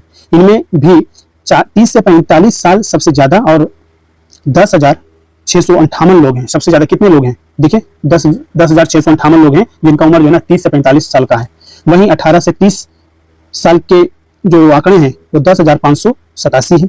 एनसीआरबी की मंगलवार को रिपोर्ट जारी किया गया था। इस आंकड़े में सामने आए जो तथ्य हैं वो बहुत ही जो है ना चौंकाने वाला है और इसमें कहा जाता है कि कुल 38 ऑनर किलिंग हुई है। इनमें सबसे ज्यादा जो है ना 9 झारखंड में हुई है, हरियाणा में 6 हुआ है जो दूसरे नंबर पर है और राजस्थान समेत 16 राज्य ऐसे हैं जहां बच्चियों से दुष्कर्म का एक भी मामला दर्ज नहीं हुआ है, ठीक है। राजस्थान समेत 16 राज्य ऐसे हैं जहां बच्चियों से दुष्कर्म का एक भी मामला सामने नहीं आया है। राजस्थान में 5,000 से ज्यादा दुष्कर्म के साथ सूची में नंबर 1 पर है। यूपी में दुष्कर्म के मामले में जो है ना 3,516 मामले दर्ज हुए हैं और बिहार में 902 केस आए हैं दुष्कर्म का, ठीक है। बिहार देश में अपराध में 7वें स्थान पर। तो ये जो है ना आपको डेटा याद रखना है, ये फैक्ट आप निकाल लीजिए। देश में बिहार का जो है ना अपराध के मामले में कैमा स्थान है, तो 7 है। तो 6 हमसे नीचे। तो खुश होना नहीं है कि कम से कम 6 तो आगे निकले हैं 6 से, ठीक है, ये नहीं सोचना है। बिहार में 2023 में 3,35,002 केस आईपीसी और बिहार की स्थानीय धाराओं के तहत दर्ज किया गया है। वहीं शादी के लिए महिला अपहरण में बिहार दूसरे स्थान पर है। बिहार में 2023 में हनीमून किडनैपिंग की 9,467 घटनाएं हुई। वहीं यूपी में इस मामले में जो है ना टॉप पर रहा है। देश में 10 लाख से अधिक आबादी वाले 19 महानगरों में पटना हत्या के मामले में 4थे स्थान पर है और पटना में 2023 में 91 हत्या की वारदातें हुई। जयपुर जो है ना टॉप पर है, याद रखना, शहरों के मामले में, ठीक है। अगर हम बात करें ना दोस्तों कि SC ST को लेकर के, तो SC ST को लेकर के जो है ना उनके साथ जो अपराध की जो घटना है वो 29% की उसके जो है वृद्धि हुई है। तो देखिए जो शेड्यूल कास्ट है पर जो है ना कि कितना 0.4% केस बढ़े हैं। तो ये चीज आपको एक बार देख लेना है। दूसरे नंबर पे अगर देखें तो बिहार में बिगड़े नाबालिग, दिल्ली में बिगड़े नाबालिग, दिल्ली में नाबालिगों द्वारा अपराध के 2,278 मामले दर्ज हुए जो देश के किसी भी अन्य महानगरों से अधिक है और देश भर में कुल 31,365 किशोर अपराध दर्ज हुए हैं, ठीक है। तो जो छोटे छोटे बालक होते हैं ना जो अपराध करते हैं उनकी बात किया जा रहा है, ठीक है। कहा जा रहा है तीसरे नंबर पे कि ज्यादा विदेशी शिकार बने हैं इसका, ठीक है, अपराध को लेकर के। देश में विदेशियों पर अपराध 24% बढ़ करके 238 दर्ज हुआ है, जिसमें सबसे ज्यादा मामले जो है ना चोरी के हुए हैं। बलात्कार के 27 और कुल 266 पीड़ितों के पीड़ितों में 53.8% जो है एससीआई है। ठीक है। भ्रष्टाचार में महाराष्ट्र टॉप पर रहा है। महाराष्ट्र में भ्रष्टाचार निवारण अधिनियम के तहत सर्वाधिक 763 मामले दर्ज हुए हैं। यूपी दूसरे नंबर पर है। ठीक है। कॉपीराइट उल्लंघन में जो है ना महाराष्ट्र भी अव्वल है यहाँ पे कॉपीराइट में। ठीक है, याद रखना है। दहेज हत्या में भी यूपी आगे है। ठीक है। दूसरे नंबर पर अगर हम बात करें तो बिहार है पहले नंबर पे, यूपी दूसरे नंबर पे। बिहार है 1143, मध्य प्रदेश 469, राजस्थान में 430 हत्याएं हुई हैं। तमिलनाडु में ऐसी महज 11 घटनाएं हुई हैं, याद रखना है। मणिपुर में हिंसा 20 गुना बढ़ गया है। ठीक है। मणिपुर में हिंसक अपराधों के 14,427 मामले दर्ज हुए, जबकि 2022 में यह आंकड़ा सिर्फ 631 था। उत्तर पूर्व में सबसे अधिक दंगे 5,421 व आगजनी 6,203 हुई है, याद रखना ये सारे डेटा। मेट्रो शहरों में ऑनलाइन धोखे के मामले में मुंबई पहले नंबर पर है, याद रखना है। ठीक है। इसके साथ साथ खुदकुशी के आंकड़े अगर हम बात करें तो किसानों की खुदकुशी की बात जो है ना सबसे ज्यादा जो है ना कहाँ पे है, महाराष्ट्र में है। कहा जाता है ना कि खेती से जुड़े 10,700 लोगों ने जान दी है। इसमें से जो है 38.5% महाराष्ट्र, 22.5% कर्नाटक से हैं। ठीक है। ये वो क्षेत्र हैं जहां पर जो है ना आप देखें कर्नाटक में आप काली मृदा है तो वहां पे कॉटन की खेती ज्यादा होती है। ठीक है। तो ये सारी चीजें जो है आपको ध्यान रखना होगा। ठीक है। इसके साथ साथ बात करें तो किसान 4,690 किसान व 6,096 मजदूरों की आत्महत्या यहाँ पे आत्महत्या भी किया है। यह कुल आत्महत्याओं को जो है ना 6.3% है, याद रखना है। बहुत इंपॉर्टेंट फैक्ट है। ठीक है कि सबसे ज्यादा जो है ना आत्महत्या जो है किसान आत्महत्या कहाँ किया है, कहाँ का किसान, तो महाराष्ट्र और कर्नाटक का, याद रखना है। बेरोजगारी की बात करें तो केरल सबसे बुरे हाल में है। केरल सबसे बुरे हाल में है। ठीक है। और कुल 14,234 बेरोजगारों में से 2,191 यानी 15.4% आत्महत्या जो है ना केरल में दर्ज हुआ है जो कि बेरोजगार है। ठीक है। महाराष्ट्र में 14.5%, तमिलनाडु में 11.2%, उत्तर प्रदेश में 9.1%, जो कि ये क्रम आपको याद रखना है। ठीक है। छात्र की बात करें कि छात्र सबसे ज्यादा जो है खुदकुशी के आंकड़े जो है ये जो है पिछले 10 सालों का रिकॉर्ड टूट गया है दोस्तों। तो ये भी चीज आपको ध्यान रखना है। 13,892 छात्रों ने आत्महत्या किया है, जो 2022 के 13,044 से 6.5% जो है ना अधिक है। यह कुल आत्महत्याओं का 8.1% है और वर्ष 2014 में 8,032 था। ठीक है। छात्रों की आत्महत्या की जो पूरा केस था, ठीक है, उसका जो है कितना था, 8,032 था। पिछले 10 वर्षों में 64.9% की जो है ना बढ़ोतरी हुई है। तो ये इंपॉर्टेंट डेटा है, ये बहुत ही आपको ध्यान रखना है। ठीक है। नेक्स्ट बात करें तो कहा जाता है कि अनुसूचित जाति के खिलाफ बढ़े अपराध। यहाँ पर आपको पूरा का पूरा बार डायग्राम के माध्यम से आपको चीजें यहाँ पे देखने को मिलेगा। ठीक है। तो इन चीजों को एक बार देख लीजिएगा। तुलनात्मक अध्ययन करना ऑलरेडी हमने इस पे चर्चा कर लिया है। ठीक है। क्योंकि जो है ये इसलिए भी इंपॉर्टेंट है। आप यहाँ पर देखिए मैंने जो भी खेती से जुड़े लोगों की आत्महत्या के जो मामले हैं महाराष्ट्र, कर्नाटक, आंध्र प्रदेश, मध्य प्रदेश, तमिलनाडु, इस तरीके से आप देखिए परसेंटेज आपको ध्यान रखना है। ठीक है। ये परसेंटेज आपको ध्यान रखना है।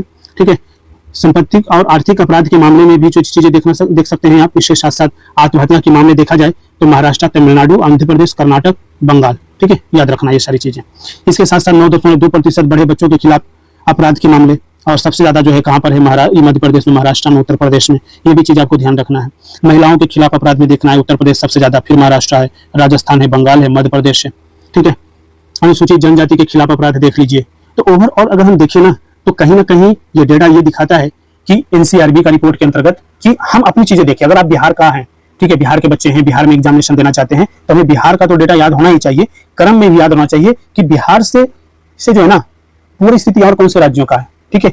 बिहार से इस चीज में बिहार अगर पिछड़ रहा है, ठीक है, ज्यादा मामले हैं, ठीक है, तो मतलब कहां पे कम मामले हैं, ये आपको जो है कहीं ना कहीं आपको तुलनात्मक अध्ययन करना पड़ेगा अगर ये रिपोर्ट देखना चाहते हैं, अच्छे से समझना चाहते हैं तो। ठीक है। इसके साथ साथ अगर हम बात करें दोस्तों कि देखिए दुष्कर्म के मामले में हर 5 में से 4 आरोपितों को जो है ना हो जाते हैं बरी। ये एक बहुत बड़ा कंसर्न है, ये चीज आपको ध्यान रखना है। और ये एनसीआरबी की रिपोर्ट में ये सामने आया है कि दुष्कर्म के मामले में सजा की दर जो है ना 22.7% है और अपहरण में 20.2% और दंगे में जो है ना 17.4% मामलों में नहीं हो पाती है सजा। ठीक है। तो ये चीजें हमें ध्यान रखना है क्योंकि ये जो रिपोर्ट है ये कहीं ना कहीं वो चीजें बताता है कि किस तरीके से क्राइम है और कितने लोगों को सजा मिलती है, कितने लोगों को जो है ना जो है बरी कर दिया जाता है। तो ये चीज आपको ध्यान रखना है और ये डेटा यही बताता है। कहा जाता है कि देखिए कि एनसीआरबी की रिपोर्ट के अनुसार 2023 में दुष्कर्म के जो मामले आए 40,394 मामले दर्ज किए गए। पुलिस ने जांच के बाद इनमें 24,582 मामलों में आरोप पत्र दाखिल किया, जो कुल मामलों का 80.3% है। यदि पिछले वर्षों से के लंबित मामलों को भी शामिल किया जाए तो 2023 में दुष्कर्म से संबंधित 2,03,067 मामले का ट्रायल भी विभिन्न अदालतों में चल रहा था। सुनवाई के बाद अदालतों ने 4464 मामलों में आरोपितों को क्या कर दिया, दोषी पाया, जो कि दुष्कर्म के कुल मामलों का 22.7% है। रिपोर्ट में यह भी स्पष्ट नहीं किया गया कि कितने मामलों में आरोपितों को आरोप मुक्त किया गया है। समझ रहे हैं बात। अपहरण के मामलों में सजा की दर इससे भी कम है। वर्ष 2023 में 1,80,591 मामलों में केवल 37% यानी 42,635 मामलों में पुलिस ने आरोप पत्र दाखिल किया।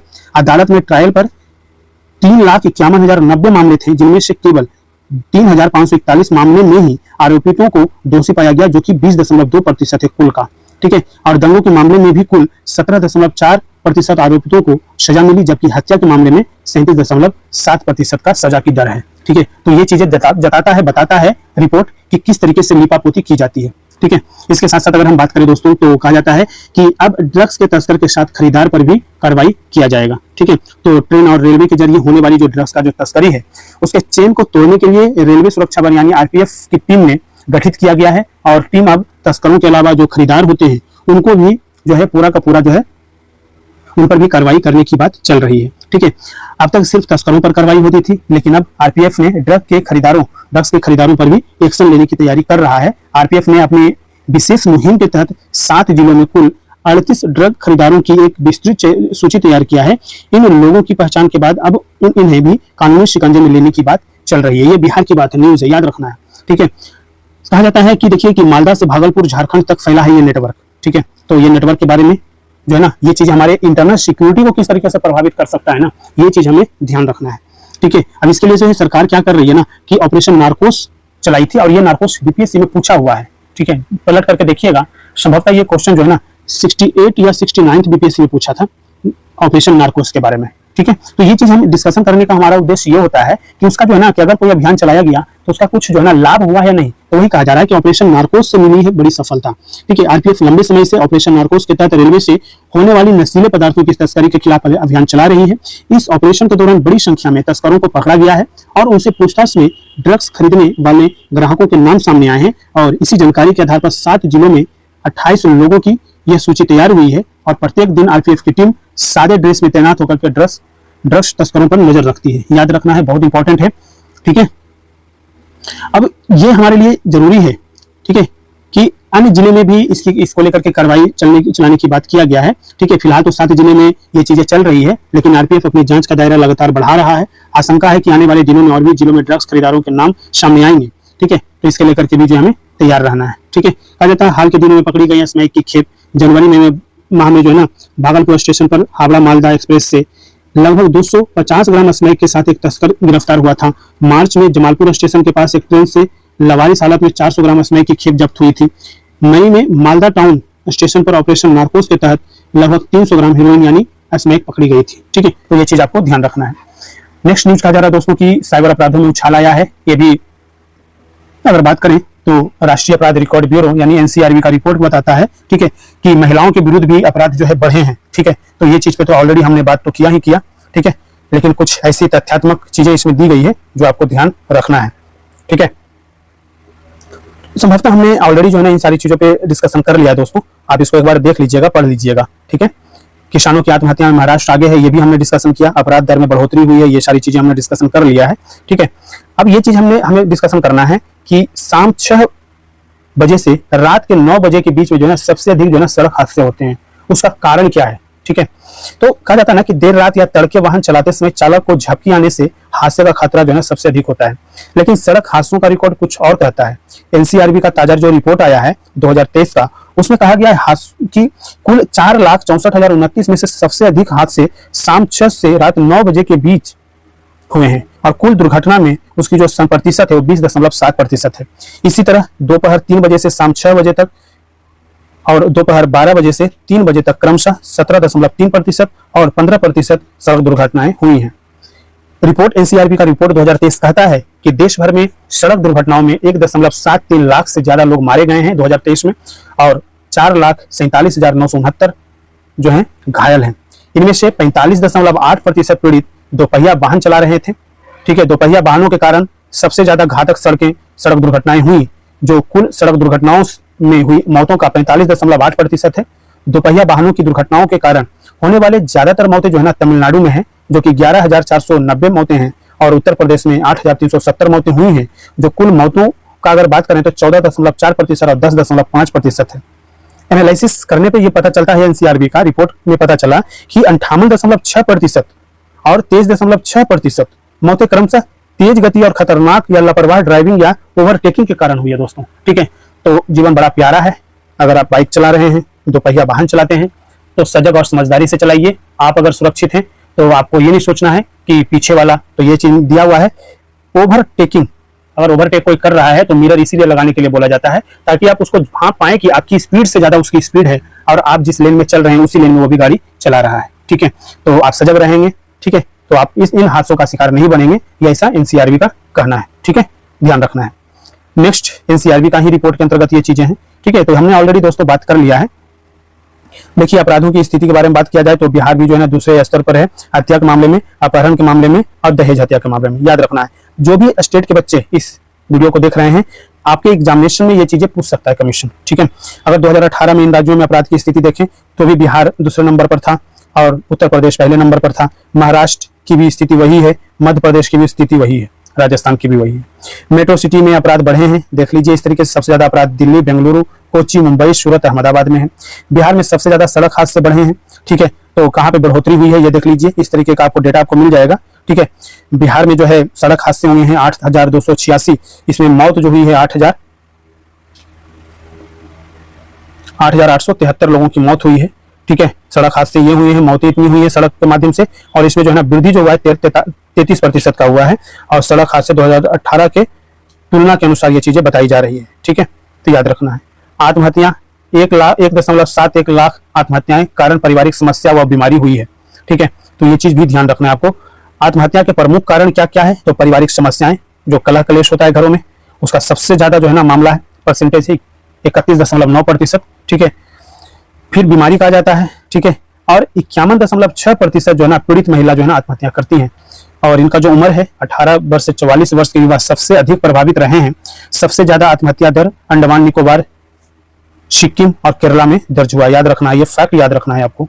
साइबर क्राइम सबसे ज्यादा यूपी में हुआ है। ठीक है, याद रखना है। ठीक है, यूपी में।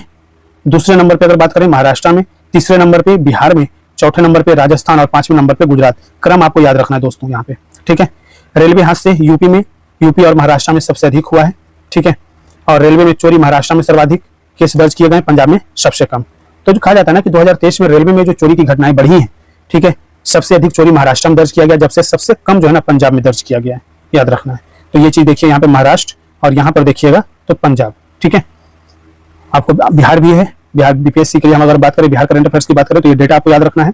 ठीक है, कहा जाता है राष्ट्रीय राजधानी दिल्ली में रेलवे में यात्रियों के साथ चोरी और छीना झपटी 4,813 केस दर्ज किए गए हैं। तो ये चीज भी आपको ध्यान रखना है। कहा जाता है दोस्तों कि खाद्य प्रसंस्करण क्षेत्र को मजबूती मिलेगी, ऐसा कहना है बिहार के जो नेता हैं। ठीक है, इनका कहना है ना कि बिहार की सूक्ष्म खाद्य प्रसंस्करण इकाइयों की को जो ना कौशल विकास, प्रशिक्षण और हैंड होल्डिंग सहायता प्रदान के लिए बिस्को मान भवन टावर में क्षमता निर्माण शुरू हो गया है। ठीक है, बिस्को मान टावर में मंगलवार को केंद्रीय खाद्य प्रसंस्करण उद्योग मंत्री जो है चिराग पासवान ने इस केंद्र का जो है ना उद्घाटन किया। कहाँ पे, तो पटना बिस्कोमान टावर में। तो याद रखना है, ये कहीं ना कहीं आपके एग्जामिनेशन के लिए, पीटी के लिए इंपॉर्टेंट होने वाला है। और बिहार एक कृषि प्रधान राज्य है, और इस तरीके से अगर आप खाद्य प्रसंस्करण यूनिट अगर आप लगाते हैं तो अच्छी संभावना है रोजगार का। ठीक है, तो प्रोत्साहित करना चाहिए। ठीक है, और अगर केंद्रीय मंत्री आप हैं और बिहार के अंतर्गत चीजें देख रहे हैं कि कृषि प्रधान राज्य है, तो आपको ज्यादा से ज्यादा ऐसी यूनिट लगाने की मशक्कत करनी चाहिए, केंद्र से बात करनी चाहिए। कहा जाता है इसका संचालन जो है ना राष्ट्रीय खाद्य प्रौद्योगिकी उद्यमिता एवं प्रबंधन संस्थान निफ्टम द्वारा किया जाएगा।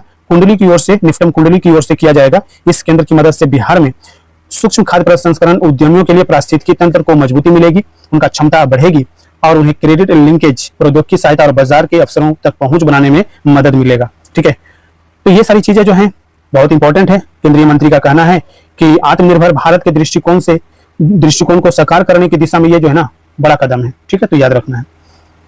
और उसी पर ये चीजें भी आई है, वही वाली बात जो हमने अभी डिस्कशन किया। तो कहते हैं, ये इनका कहना है केंद्रीय मंत्री चिराग पासवान, ये अभी है मंत्री। ठीक है, कहा जाता है कि अभी इनके कहना है कि विदेशी निवेश को लेकर के राष्ट्रीय स्तर पर 9 लाख करोड़ का समझौता किया गया है, और इसका बड़ा हिस्सा जो है ना बिहार में निवेश किया जाएगा। तो याद रखना, ये बहुत इंपॉर्टेंट है। बिहार की नई औद्योगिक नीति और प्रोत्साहन पैकेज से यहाँ निवेश की संभावनाएं काफी बढ़ गई है, और पूरी दुनिया के लोग यहाँ आकर्षित हो रहे हैं। वे केंद्रीय खाद्य प्रसंस्करण मंत्रालय, खाद्य एवं कृषि सेंटर ऑफ एक्सीलेंस CII और एपीडा के संयुक्त तत्वाधान में आयोजित संवाद कार्यक्रम को संबोधित कर रहे थे मंगलवार को। तो ये सारी चीजें इन्होंने बताया है, ठीक है। तो याद रखना ये सारी चीजें। एक छत पर बागवानी योजना सरकार लेकर के आई है 2025-26, और इसको लेकर के जो लक्षित जो शहर है वो पटना, गया जी, मुजफ्फरपुर, भागलपुर है। ये चीजें आपको शहर को लक्षित शहर बनाया गया है, इसको लेकर के आपको ध्यान रखना है। कहा जाता है कि छत पर बागवानी योजना का अगर आप लाभ लेना चाहते हैं तो अपनी छत पर जैविक फल फूल सब्जियां उगाइए, ठीक है। गमले की योजना प्रति इकाई लाई गई है, ठीक है। तो प्रति इकाई बाजार दर 10,000, सरकार द्वारा अनुदान 7,050 500 रुपया, और लाभुक अंश जो है ना 2,500 रुपया रहेगा, ठीक है। अब ये कहा जा रहा है ना कि मिट्टी का गमला लेते हैं तो गमले का साइज 10 इंच है, तो पौधे सहित गमले की संख्या 5 मिलेगा आपको। मिट्टी का गमला है 12 इंच का, ठीक है। तो इस तरीके से चीजें आपको समझना है। इसमें जो है 10 इंच वाले गमले में तुलसी, अश्वगंधा, एलोवेरा, अस्टीविया, पुदीना आदि लगा सकते हैं। 12 इंच वाले में आप जो है स्नेक प्लांट लगा सकते हैं, मनी प्लांट लगा सकते हैं, गुलाब और चांदनी के पौधे लगा सकते हैं। 14 इंच वाले गमले में आप एरिका पाम लगा सकते हैं, अपराजिता लगा सकती हैं, करी पत्ता लगा सकते हैं, बोगनविलिया लगा सकते हैं। और 16 इंच गमले में जो है ना आप अमरूद, आम, नींबू, चीकू, केला, ये सारे पौधे आप लगा सकते हैं, बागवानी आप कर सकते हैं। तो आप अगर बागवानी करना पसंद करते हैं ना तो आप इसका फायदा ले सकते हैं, ठीक है। नेक्स्ट कहा जा रहा है दोस्तों की मधुमक्खी पालन व मधु उत्पादन योजना 2025-26 के लिए जो है ना जारी किया गया है, और इसमें कहा जाता है मधुमक्खी कॉलोनी, इसके लिए जो है अनुदान की राशि आपको मिलेगा, ठीक है। कहा जाता है कि इस पे 50% अनुदान मिलेगा, और ये जो है ना लक्षित जो जिले हैं ये सभी जिले 38 जिले हैं। लेकिन बागवानी वाले में जो है ना आपको 4 जिले का नाम आपको याद रखना था, पटना, गया जी, मुजफ्फरपुर और भागलपुर, ठीक है। यहाँ पर मधुमक्खी कॉलोनी आप लगाते हैं तो 4,000 प्रति कॉलोनी आपको मिलेगा, इकाई लागत है। मधुमक्खी का छत्ता लगाते हैं तो प्रति कॉलोनी जो है आपको 2,000 रुपया, और मधुमक्खी निष्कासन यंत्र और फूड ग्रेड कंटेनर तो 20,000 प्रति सेट, ठीक है। ये चीज ध्यान रखना है। भारतीय कराटे टीम में बिहार के आकाश कुमार का चयन किया गया है, तो ये चीज हमारे लिए बहुत इंपॉर्टेंट है। स्पोर्ट्स से प्रश्न आते हैं। मलेशिया के कुआलालंपुर में आगामी 3 से 5 अक्टूबर तक होने वाली कराटे 1 सीरीज प्रतियोगिता के लिए बिहार के आकाश कुमार का चयन भारतीय कराटे टीम में हुआ है। इस प्रतिष्ठित टूर्नामेंट का आयोजन वर्ल्ड कराटे टीम द्वारा किया जा रहा है, याद रखना है। कहा जाता है state karate association of Bihar के जनरल सेक्रेटरी पंकज कामली ने कहा कि आकाश का भारतीय कराटे टीम में चयन बिहार के लिए जो है ना गर्व की बात है, और हमें भरोसा है कि आकाश बेहतरीन प्रदर्शन करेंगे। आकाश की इस उपलब्धि से बिहार के युवाओं को नई प्रेरणा मिलती है। खेल प्रेमियों का मानना है कि उनकी सफलता से राज्य के अन्य खिलाड़ियों की भी जो है सपनों को साकार करने का मौका मिलेगा, और वो अधिक मेहनत भी करेंगे, ठीक है। तो ये चीजें आपको ध्यान रखना है।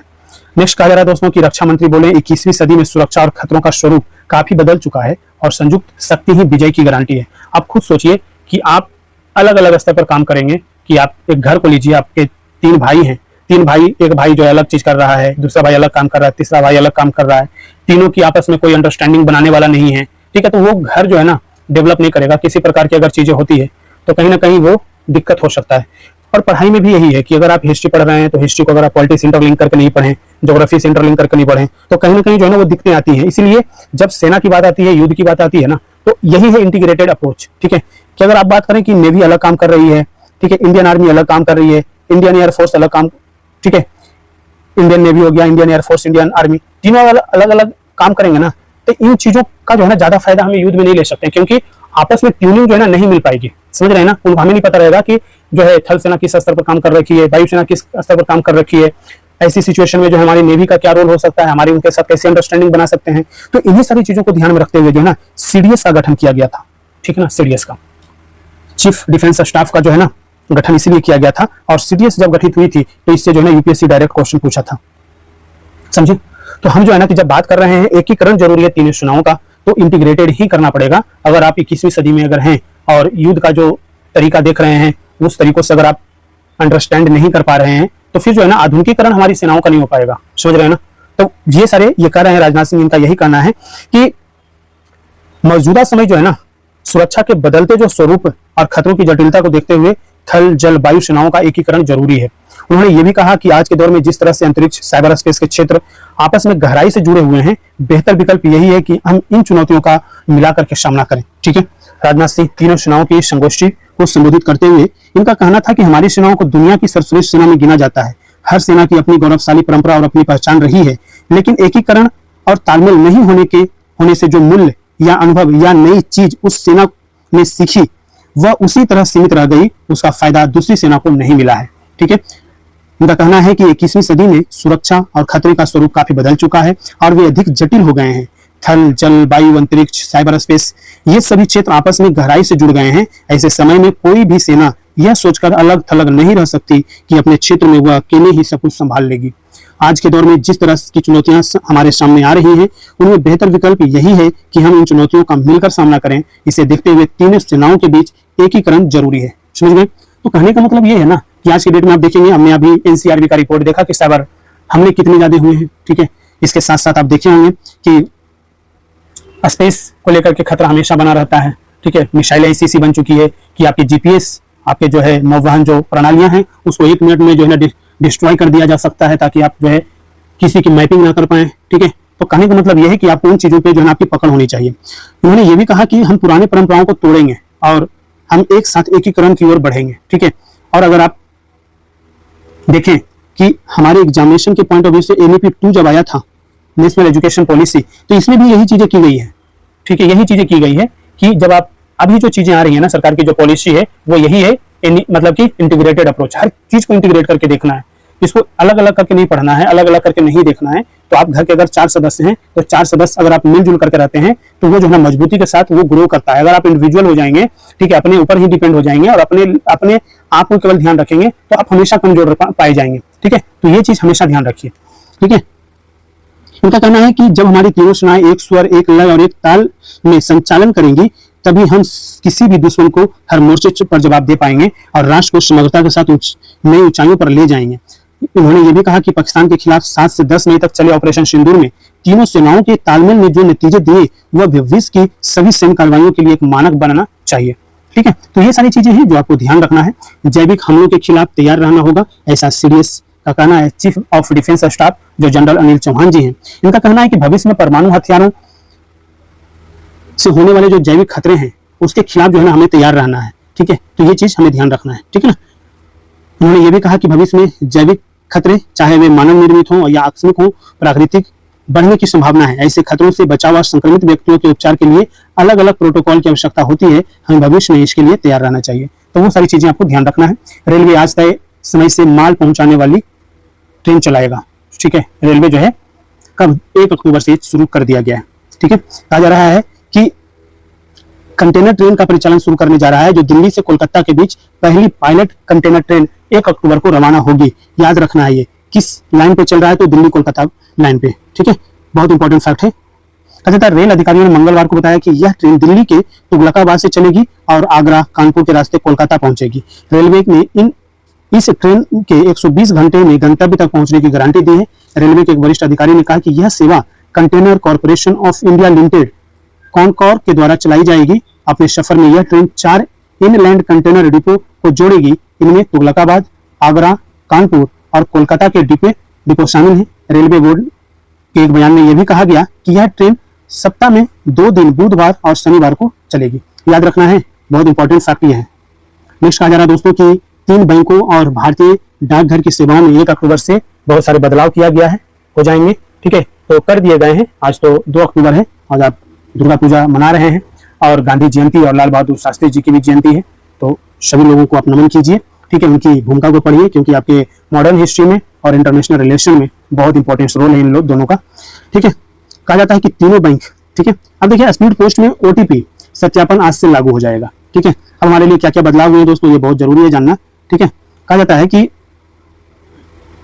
भारतीय डाक द्वारा स्पीड पोस्ट के साथ अन्य सुविधाएं भी शुरू की जा रही है। इसके तहत वन टाइम पासवर्ड यानी ओटीपी आधारित सेवा प्रदान की जाएगी। वहीं पंजाब नेशनल बैंक और यस बैंक समेत अन्य बैंकों ने सेवाओं और उनके शुल्कों में परिवर्तन किया है। अतिरिक्त शुल्क के साथ मिलेगी सुरक्षित डाक सेवा। कहा जाता है कि अगर आप चाहते हैं कि आपके द्वारा भेजे जाने वाला पत्र या सामान किसी एक निश्चित व्यक्ति को मिले, इसके लिए खास सुविधा डाक विभाग द्वारा शुरू किया जा रहा है। स्पीड पोस्ट करते वक्त ग्राहक को संबंधित व्यक्ति का मोबाइल नंबर देना होगा। उस नंबर पर ओटीपी सत्यापन के बाद ही आप सामान या पत्र संबंधित व्यक्तियों को सौंपा जाएगा। ठीक है, अब क्या होगा ना कि अब ऐसे जाकर नहीं देगा, आपके नंबर पे सबसे पहले ओटीपी जाएगा। जैसे आप देखते हैं फ्लिपकार्ट का, अगर आप कुरियर मंगवाते हैं कोई, अगर आप जैसे अभी तो बिग बिलियन डे चल रहा है ना, तो फ्लिपकार्ट से अगर आपका कोई कुरियर आता है तो बोलता है भैया आप जो है ना ओटीपी दे दीजिए। ओटीपी देने का मतलब है कि आपके नंबर पर या फिर ऑन टाइम आपको ओटीपी भेजेगा कि रियल आदमी है, ठीक है, रियल है या फिर फेक है। समझ रहे हो बात, तो इसका भी ये पहचान हो जाएगा। ठीक है, तो ध्यान रखना इस बात का। कहा जा रहा है कि पीएनबी की सेवाएं हुई महंगी। ठीक है, तो पंजाब नेशनल बैंक की जो है ना कई सेवाओं का शुल्क बढ़ा दिया गया है। चेकबुक जारी कराने का शुल्क 1 रुपया तक बढ़ाया गया है। लॉकर के आकार, शाखा के आधार पर किराया लॉकर का बढ़ाया गया है। अब ग्रामीण क्षेत्र में मध्यम लॉकर का सालाना शुल्क जो है ना 2,500, अर्ध सरकारी क्षेत्रों में जो है 3,000 और महानगरों में 4,000 रुपया किया गया है। ठीक है, यूपीआई पर धन नहीं मांग सकेंगे। कहा जा रहा है कि यूपीआई ऐप पर रकम मांगने का अनुरोध भेजने वाली सुविधा भी आज से बंद हो जाएगी। भारतीय राष्ट्रीय भुगतान निगम यानी एनपीसीआई, इससे जो भी जो है ना पीवाईक्यू का प्रश्न देखेंगे, 2018 का प्रश्न देखेंगे यूपीएससी का, वो प्रश्न पूछा हुआ है। ठीक है, तो एनपीसीआई ने बैंकों और भुगतान प्रदाता कंपनियों को 1 अक्टूबर से यूपीआई कलेक्ट रिक्वेस्ट सुविधा बंद करने का निर्देश दिया था। यह ऐसी सुविधा थी जिसके जरिए कोई भी उपयोगकर्ता किसी दूसरे व्यक्ति को रकम की मांग कर सकता था। इसको बंद कर दिया गया है। ठीक है, पेंशन योजनाओं का शुल्क बढ़ा दिया गया है। पेंशन नियामक के कई पेंशन योजनाओं के लिए शुल्क में बदलाव किया गया है और नेशनल पेंशन स्कीम और यूनियन पेंशन स्कीम में खाता खोलने का शुल्क यूनिवर्सल पेंशन स्कीम में खाता खोलने का शुल्क 18 रुपया और PRAN कार्ड के लिए 40 रुपया शुल्क लगाया जाएगा। ये चीजें भी आपको ध्यान रखना है। ठीक है, एनपीएस में अधिक निवेश होगा। कहा जा रहा है कि 1 अक्टूबर से बड़ा बदलाव होने जा रहा है एनपीएस में। इसके तहत अब गैर सरकारी सदस्यों को अपनी पूरी रकम को कई इक्विटी योजनाओं में निवेश करने की अनुमति होगी। अब तक यह सिर्फ 75% तक ही थी। जो इस बदलाव से एनपीएस सदस्यों को अपने पेंशन कोष में अधिक मुनाफा कमाने का मौका मिलेगा। ठीक है, तो ये चीज आपको ध्यान रखना है। और जीवन प्रमाण पत्र जमा कराएं। ये चीज भी कहा जा रहा है कि 1 अक्टूबर से जो है पेंशन विभाग ने कहा है कि देश भर में डिजिटल जीवन प्रमाण पत्र जमा कराने का अभियान शुरू कर रहा है और बुजुर्ग और दिव्यांग पेंशन भोगियों के लिए घर घर जाकर के इसकी सुविधा दी जाएगी और 80 साल या उससे अधिक उम्र के पेंशन भोगी 1 अक्टूबर से ही अपनी सर्टिफिकेट जमा कर सकते हैं। यस बैंक ने भी कई बदलाव किए हैं, तो ये चीज भी आपको ध्यान रखना है। भुगतान नियामक बोर्ड को गठित किया गया है। कहा जाता है कि भारतीय रिजर्व बैंक ने मंगलवार को देश में भुगतान प्रणालियों के कामकाज की निगरानी के लिए 6 सदस्यीय भुगतान नियामक बोर्ड का गठन किया है। याद रखना है। ठीक है, नेक्स्ट न्यूज जो है दोस्तों, कहा जाता है एयर इंडिया और एयरबस का प्रशिक्षण केंद्र स्थापित होगा। ठीक है, ये पहल किया गया है। ठीक है, कहा जाता है ये पहल कहाँ पे ये स्थापित किया जाएगा, तो हरियाणा में। ठीक है, एक संयुक्त उद्यम प्रशिक्षण केंद्र स्थापित करने की बात की गई है और यहाँ A320 और A350 श्रेणी के विमान के पायलटों को ट्रेनिंग दिया जाएगा। एयरलाइन ने मंगलवार को कहा कि air India aviation training academy में यह उन्नत पायलट प्रशिक्षण केंद्र अगले दशक में 5,000 से अधिक नए पायलट को प्रशिक्षित करेगा और प्रशिक्षण केंद्र में मौजूद होंगे कई उड़ान सिमुलेटर। दोनों एयरलाइन कंपनियों ने 12,000 वर्ग मीटर क्षेत्र में इस संयुक्त उद्यम केंद्र की स्थापना की है, जहां 10 पूर्ण उड़ान सिमुलेटर, उन्नत कक्षाएं, संवाददाता सम्मेलन कक्ष होंगे। इसका उद्घाटन नागरिक उड्डयन मंत्री के राममोहन नायडू ने किया है। वर्तमान में इस प्रशिक्षण केंद्र में A320 श्रेणी के विमानों के लिए 2 पूर्ण उड़ान सिमुलेटर हैं। इस केंद्र में शेष 6 A320 सिमुलेटर और 2 A350 सिमुलेटर धीरे धीरे जोड़े जाएंगे, तो ये भी आपको ध्यान रखना है। भारत ICAO परिषद में फिर से चुना गया है। देखिए, भारत को जो है ना अंतर्राष्ट्रीय नागर विमानन संगठन की परिषद में फिर से चुना गया दोस्तों। ठीक है, और इसकी जानकारी जो है नागर विमानन मंत्रालय ने दिया है, तो ये चीजें हमारे लिए इंपॉर्टेंट है। भारत को संयुक्त राष्ट्र की विशिष्ट एजेंसी, संयुक्त राष्ट्र की एक विशिष्ट एजेंसी है ICAO की परिषद में भाग 2 के लिए पुनः निर्वाचित किया गया है। भाग 2 में वे देश शामिल हैं जो अंतर्राष्ट्रीय नागर हवाई नौवहन की सुविधाओं के प्रावधान में अधिक योगदान देते हैं। कनाडा में यह 27 सितंबर को आयोजित 42वें ICAO सभा सत्र के दौरान यह चुनाव हुआ है, तो ये चीजें हमारे लिए इंपॉर्टेंट है। नेक्स्ट जो है दोस्तों, ये कहा जा रहा है कि मॉर्गन स्टैनले ने जो है ना कहा है कि अगर बेरोजगारी से निपटना है भारत को, तो 12.2% की जो है ना ग्रोथ जरूरी है और भारत में जो है ना 17.6% युवा जो है बेरोजगार हैं, तो इसके बारे में भी बात कही गई है, जो हमारे लिए चिंताजनक है। कहा जाता है दोस्तों, अमेरिकी बहुराष्ट्रीय निवेश बैंक और वित्तीय सेवा फर्म मॉर्गन स्टैनले ने चेतावनी दिया है कि अल्प रोजगार और युवाओं में बढ़ोतरी बेरोजगारी से निपटने के लिए भारत को सालाना 12.2% ग्रोथ की जरूरत है। जून में 7.8% की ग्रोथ दर्ज करने के बावजूद यह 8.4 करोड़ नए कर्मचारियों को रोजगार देने के लिए आवश्यक विकास दर से पीछे है। सरकार ने चालू वित्त वर्ष में 6.3% से लेकर के 6.8% ग्रोथ रेट रहने का अनुमान लगाया है। इस संस्था के अकॉर्डिंग कहा जाता है कि यह देश में बेरोजगारी की समस्या से निपटने के लिए आवश्यक वृद्धि दर से करीब आधी ही है। इनके द्वारा कहा गया है कि कमजोर औद्योगिक विकास, उसका कारण बताया कि देखिए कारण क्या है, तो जो औद्योगिक विकास, इंडस्ट्रियल जो डेवलपमेंट है उसकी सिचुएशन पुअर है। अमेरिकी टैरिफ का यहाँ पे असर दिख रहा है। वीजा लागत और ऑटोमेशन का बढ़ता जोखिम देश में रोजगार संकट को और बढ़ा सकता है। चेतन आहन के नेतृत्व में मॉर्गन स्टैनली के अर्थशास्त्रियों ने कहा कि लाखों युवा भारतीय उत्पादक कार्यों से वंचित रह सकते हैं, जिससे घरेलू सामाजिक तनाव बढ़ सकता है। अल्प रोजगार उन नौकरियों को कहते हैं जिनमें व्यक्ति के कौशल, शिक्षा या उपलब्ध कार्य घंटों का पूर्ण उपयोग नहीं होता है। ठीक है, तो इस बात का ध्यान रखिए। कहा जा रहा है कि ट्रंप की योजना पूरे पश्चिम एशिया में शांति का रास्ता तय करेगा। आपको पता होना चाहिए कि ट्रंप का जो है गाजा पीस को लेकर के 20 सूत्रीय जो है मांग इन्होंने, मतलब कि 20 सूत्रीय कार्यक्रम इन्होंने दिया है। ठीक है, उन चीजों का ही बात है। इसके अंतर्गत प्रधानमंत्री भारत के मोदी जी कहते हैं ट्रंप की योजना जो है 20 सूत्रीय योजना जो है पूरी पश्चिम एशिया में शांति का रास्ता तय करेगा, ऐसा कहना है प्रधानमंत्री मोदी जी का। ठीक है, इनका कहना है कि गाजा संघर्ष विराम पर अमेरिकी राष्ट्रपति डोनाल्ड ट्रंप पेश किए गए 20 सूत्रीय प्रस्ताव का समर्थन किया है। मोदी ने ट्रंप के प्रस्ताव का स्वागत करते हुए कहा कि अमेरिकी राष्ट्रपति की योजना से पूरे पश्चिम एशिया में शांति का रास्ता प्रशस्त होगा और गाजा संघर्ष समाप्त करने की अपील भी मोदी जी ने पहले भी किए थे। और इधर इजरायली विदेश मंत्री गिडियन सार ने कहा कि इजरायल ने इस योजना को स्वीकार कर लिया है, अब हमास को अपना रुख बताना है। हमें उम्मीद योजना जल्द लागू होगी। रूस के राष्ट्रपति कार्यालय के प्रवक्ता दिमित्री पेस्कोव ने कहा कि रूस अमेरिकी राष्ट्रपति के प्रयासों का स्वागत करता है। हम आशा करते हैं कि योजना जल्द लागू हो और पश्चिम एशिया में शांति और विकास का रास्ता तैयार हो। हमास का कहना है कि हम योजना पर विचार कर जवाब देंगे। ठीक है, जो 20 सूत्रीय शांति योजना को लेकर के आए हैं उस पर ऐसा कहना है हमास का। ठीक है, युद्ध खत्म करने के बदले हमास को आत्मसमर्पण करके हथियार डालने होंगे, ऐसा कहा गया है प्रस्ताव में। योजना में फिलिस्तीनियों के लिए मानवीय मदद भेजने और गाजा के पुनर्निर्माण का वादा भी किया गया है।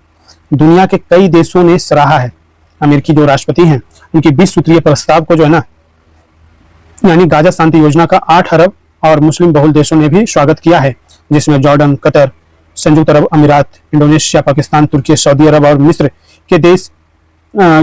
मिस्र के विदेश मंत्रियों ने शांति योजना को सराहनीय कदम बताते हुए अमेरिका के साथ साझेदारी पर जोर दिया है। फ्रांस, इटली, ब्रिटेन, जर्मनी, यूरोपीय परिषद ने भी राष्ट्रपति ट्रंप की योजना पर सहमति जताई है। तो ये चीज बहुत इंपॉर्टेंट है, याद रखना है। प्रस्ताव की मुख्य बातें वो समझ लीजिए कि गाजा एक कट्टरपंथ आतंक मुक्त क्षेत्र होगा जो पड़ोसी देशों के लिए खतरा पैदा नहीं करेगा। दूसरा है गाजा एक कट्टरपंथ आतंक मुक्त क्षेत्र होगा जो पड़ोसी देशों के लिए खतरा पैदा नहीं करेगा। क्षेत्र का पुनर्विकास होगा, सुविधाएं उपलब्ध कराई जाएंगी। दोनों पक्षों के प्रस्ताव पर सहमत होते ही तुरंत युद्ध रुकेगा और सहमति बनते ही हमास को इजरायली जीवित मृत बंधकों को 72 घंटे के भीतर छोड़ना होगा, याद रखना है। ठीक है, ट्रंप का गाजा पीस प्लान शांति की गारंटी नहीं है। ठीक है, तो ये चीज आपको ध्यान रखना है। कहा जाता है कि 20 सूत्रीय जो शांति योजना पेश किया गया, इसमें 72 घंटे के में सभी इजरायली बंधकों को रिहाई, इसके बदले 700 फिलिस्तीनी कैदियों की रिहाई होगी। इजरायली सेना गाजा की सुरक्षा परिधि में मौजूदगी रहेंगे। भविष्य के प्रशासन में हमास की कोई भागीदारी नहीं होगी। गाजा में बोर्ड ऑफ पीस बनाने की बात की गई है और जो विश्लेषक हैं उनका मानना है कि यह समझौता अमेरिका और इजराइल की जीत है। इसमें गाजा के लिए अस्थायी शांति की कोई गारंटी नहीं है। ठीक है, समझौते से अमेरिका इजराइल को सबसे ज्यादा फायदा, फिलिस्तीनियों को बड़ा नुकसान हुआ है। ठीक है, तो ये चीज हमें समझना है, ध्यान रखना है, या इसको एक बार देख लीजिएगा। ठीक है, गाजा में शांति प्रस्ताव की बात है तो ये चीज ऑलरेडी हमने बात किया ही। तो ये सारी चीजें जो हो रही है ना, आज भी आपने शायद न्यूज में पढ़ा होगा। ठीक है, आज तो राष्ट्रीय संस्करण ही आया है, कुछ आर्टिकल वहीं सामने उठाया भी है। तो ट्रंप जी का कहना है कि अगर नोबेल शांति पुरस्कार नहीं मिलता है तो ये अमेरिकियों के लिए जो है ना बड़ा बुरा होगा। मतलब बुरा मतलब ये है ना, यहाँ पे जो सेंस है कि अच्छा नहीं है अगर इतना काम करने के बावजूद भी जो है हमें शांति पुरस्कार नहीं मिलता है, नोबेल शांति पुरस्कार। क्योंकि उन्होंने जो है ना कि दर्ज करवाया कि देखिए हमने इन देशों के जो है युद्ध रुकवाए हैं और पीस के लिए, शांति के लिए हम काम कर रहे हैं। ठीक है, तो ये चीजें तो ये भी एक देखा जाए कि नोबेल ट्रंप जी का जो है नोबेल शांति पुरस्कार का अभिलाषा हो सकता है ये भी। ठीक है, और जो 20 सूत्रीय प्रस्ताव है उसकी मुख्य बातें जो है ऑलरेडी हमने बात कर लिया है। ठीक है, कि इजराइल गाजा पर कब्जा नहीं करेगा और हमास तमाम इजरायली बंधकों को रिहाई फौरन सुनिश्चित करेगा। इजरायली फौज गाजा से लौट जाएगी मगर गाजा के शासन में हमास की किसी किस्म की कोई भूमिका नहीं होगी। यह चरमपंथी संगठन न सिर्फ अपने सारे हथियार त्याग देगा बल्कि उसे सुरंगें और हथियार बनाने के सारे ठिकाने भी नष्ट करने होंगे। दोनों पक्षों की सहमति के बाद गाजा में राहत पहुंचाने और पुनर्निर्माण का काम शुरू होगा। हालांकि फलस्तीन को मान्यता देने के सवाल पर इस नए प्रस्ताव में बहुत स्पष्ट नहीं है, मगर उम्मीद जताई गई है कि इसके निकट भविष्य में यह भी मुमकिन हो सकता है। ठीक है, तो याद रखना ये सारी चीज। नेक्स्ट आ जा रहा दोस्तों कि चंडीगढ़ बना है देश का पहला स्लम फ्री सिटी, बुलडोजर चलाया गया है यहाँ पे। ठीक है, तो याद रखना है, ये बहुत सारी चीजें नहीं है लेकिन ये ध्यान रखिएगा। और ये ऑलरेडी हमने बात कर लिया है कि आज से बदल जाएंगे यूपीआई से लेकर के रेल टिकट बुक करने तक के नियम, ये ऑलरेडी हमने इस पे बात कर लिया है। ठीक है, 4 यूपीआई देशों में आज से शुल्क मुफ्त निर्यात की बात किया गया है, तो ऑलरेडी हमने इस पे बात किया था EFTA को लेकर के। ठीक है, यूरोपियन फ्री ट्रेड एसोसिएशन के साथ पिछले साल मार्च में भारत ने trade and economic partnership agreement TEPA किया था। इस पर 1 अक्टूबर से अमल होने जा रहा है और इसको लेकर के जो है एफ्टा में शामिल हैं स्विट्जरलैंड, नॉर्वे, आइसलैंड और लिechtenstein जैसे 4 देशों में अब भारतीय वस्तुओं पर निर्यात बिना शुल्क या काफी कम शुल्क पर हो सकेगा। ठीक है, और ये जो देश हैं टेपा के तहत ये देश अगले 15 सालों में भारत में $100 अरब का निवेश भी करेंगे। इसकी डिस्कशन ऑलरेडी हमने कर रखा था, पीछे वाले वीडियो में देखेंगे तो आपको ये डेट ये कंट्री आपको याद होना चाहिए। केंद्रीय कर्मचारियों से लेकर के किसानों तक के लिए दोहरी दिवाली की बात किया गया है। कहा जाता है कि आयकर सीमा बढ़ा करके 12 लाख करने और जीएसटी कटौती के बाद सरकार लोगों को क्रय शक्ति बढ़ाने के लिए लगातार कदम उठा रही है। प्रधानमंत्री नरेंद्र मोदी ने जीएसटी कटौती के संदर्भ में कहा था कि इस दिवाली और छठ पूजा से पहले खुशियों का डबल धमाका होगा। इसी क्रम में दिवाली से पहले केंद्रीय कर्मचारियों और पेंशन भोगियों का महंगाई भत्ता बढ़ाने के साथ ही रबी फसल पर MSP में बढ़ोतरी कर दिया गया है, याद रखना है। ठीक है, तो इस बार भी जो है बीपीएससी में अगर देखेंगे तो क्वेश्चन आपका आया था। ठीक है, तो ये सारी चीजें जो है इसलिए ध्यान रखना है क्योंकि ये सारी चीजें न्यूज में रहता है दोस्तों। केंद्रीय कर्मचारियों और पेंशन भोगियों का महंगाई भत्ता 3% बढ़ गया है। ठीक है, इसके साथ साथ रबी फसलों का नया जो MSP है सीजन 2026-27 के लिए, ये आपको ध्यान रखना है। ठीक है, गेहूं के MSP में प्रति क्विंटल 160 रुपए की वृद्धि दर्ज किया गया है। इसके अलावा बात करें तो कहा जाता है देश में खुलेंगे 57 नए केंद्रीय विद्यालय और जिसमें से जो है 19 सिर्फ बिहार में खुलेंगे। ठीक है, तो याद रखना है वित्त वर्ष 2026-27 से अगले 9 वर्षों में इनका निर्माण किया जाएगा और इनके जो संचालन पे जो खर्चा आएंगे वो 5,863 करोड़ रुपया आएगा। ठीक है, तो ये सारी चीजें इसलिए की गई है क्योंकि जो है बिहार विधानसभा चुनाव है, उससे पहले केंद्र सरकार ने राज्य के लिए बड़ा ऐलान कर दिया है। देश में खुलने वाले 57 नए केंद्रीय विद्यालयों में अकेले 19 केंद्रीय विद्यालय बिहार में खोलने की मंजूरी दी गई है। इसमें राज्य के 6 आकांक्षी जिले भी शामिल है। राज्य के 16 जिलों को इसका फायदा मिलेगा। पहली बार इन विद्यालयों को बाल वाटिका के साथ भी तैयार किया जाएगा। बाल वाटिका के साथ तैयार किया जाएगा। इन नए केंद्रीय विद्यालयों में 87,000 छात्रों को शिक्षा मिलेगी और इनके खुलने से 4,600 शिक्षकों के अतिरिक्त पद भी सृजित होंगे। तो ये चीज ध्यान रखना है। दालों को 6 वर्षों में आत्मनिर्भर बनाने की बात किया गया, लक्ष्य बनाया गया है। ठीक है, तो देश में दालों की बढ़ती खपत और आयात पर निर्भरता को देखते हुए केंद्रीय कैबिनेट ने दलहन आत्मनिर्भरता मिशन को मंजूरी दिया। याद रखना, दलहन आत्मनिर्भरता मिशन, यह अभियान 2025-26 से 2031-31 तक चलेगा। 6 वर्षों में 11,440 करोड़ रुपए खर्च किए जाएंगे और लक्ष्य है कि वर्ष 2030-31 तक देश का दाल उत्पादन 350 लाख टन पहुंच जाए ताकि आयात की जरूरत समाप्त हो जाए। ठीक है, तो ये चीज हमें ध्यान रखना है।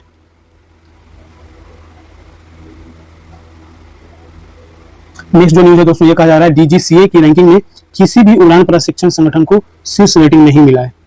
ठीक है, तो अहमदाबाद में हुए एयर इंडिया के विमान हादसे के बाद विमानन सुरक्षा को लेकर के उठते सवालों के बीच नागरिक उड्डयन महानिदेशालय ने देश में उड़ान प्रशिक्षण संगठनों की अपनी पहली रैंकिंग जारी की है। इस सूची में 35 FTO में से कोई भी A+ और A जैसी शीर्ष रेटिंग हासिल नहीं कर पाया है। 13 FTO को B और 22 को C रैंकिंग मिली है। FTO पायलट और अन्य विमानन पेशेवरों को प्रशिक्षण प्रदान करते हैं। तो ये चीज आपको ध्यान रखना है। 5 FTO की रैंकिंग में शामिल नहीं है, ध्यान रखने वाली बात है। नेक्स्ट न्यूज है दोस्तों, ये कहा जा रहा है कि RBI ने विकास दर का अनुमान जो है बढ़ा करके 6.8% कर दिया है। ठीक है, तो ये भी चीज ध्यान रखने वाली है बात है। और रेपो रेट भी जो है बरकरार रखा है। रेपो रेट में किसी प्रकार का जो है चेंजेस नहीं हुआ है। RBI ने रेपो रेट जो हर 2 महीने पर इसके MPC की जो है कमेटी बैठती है, इसमें निर्णय लिया जाता है, इसको बरकरार रखा है। 5.5% ही चल रहा है रेपो रेट। लोन पर बैंकों की ब्याज दर में कोई कटौती नहीं किया गया है। ठीक है, तो ये चीज ध्यान रखना है।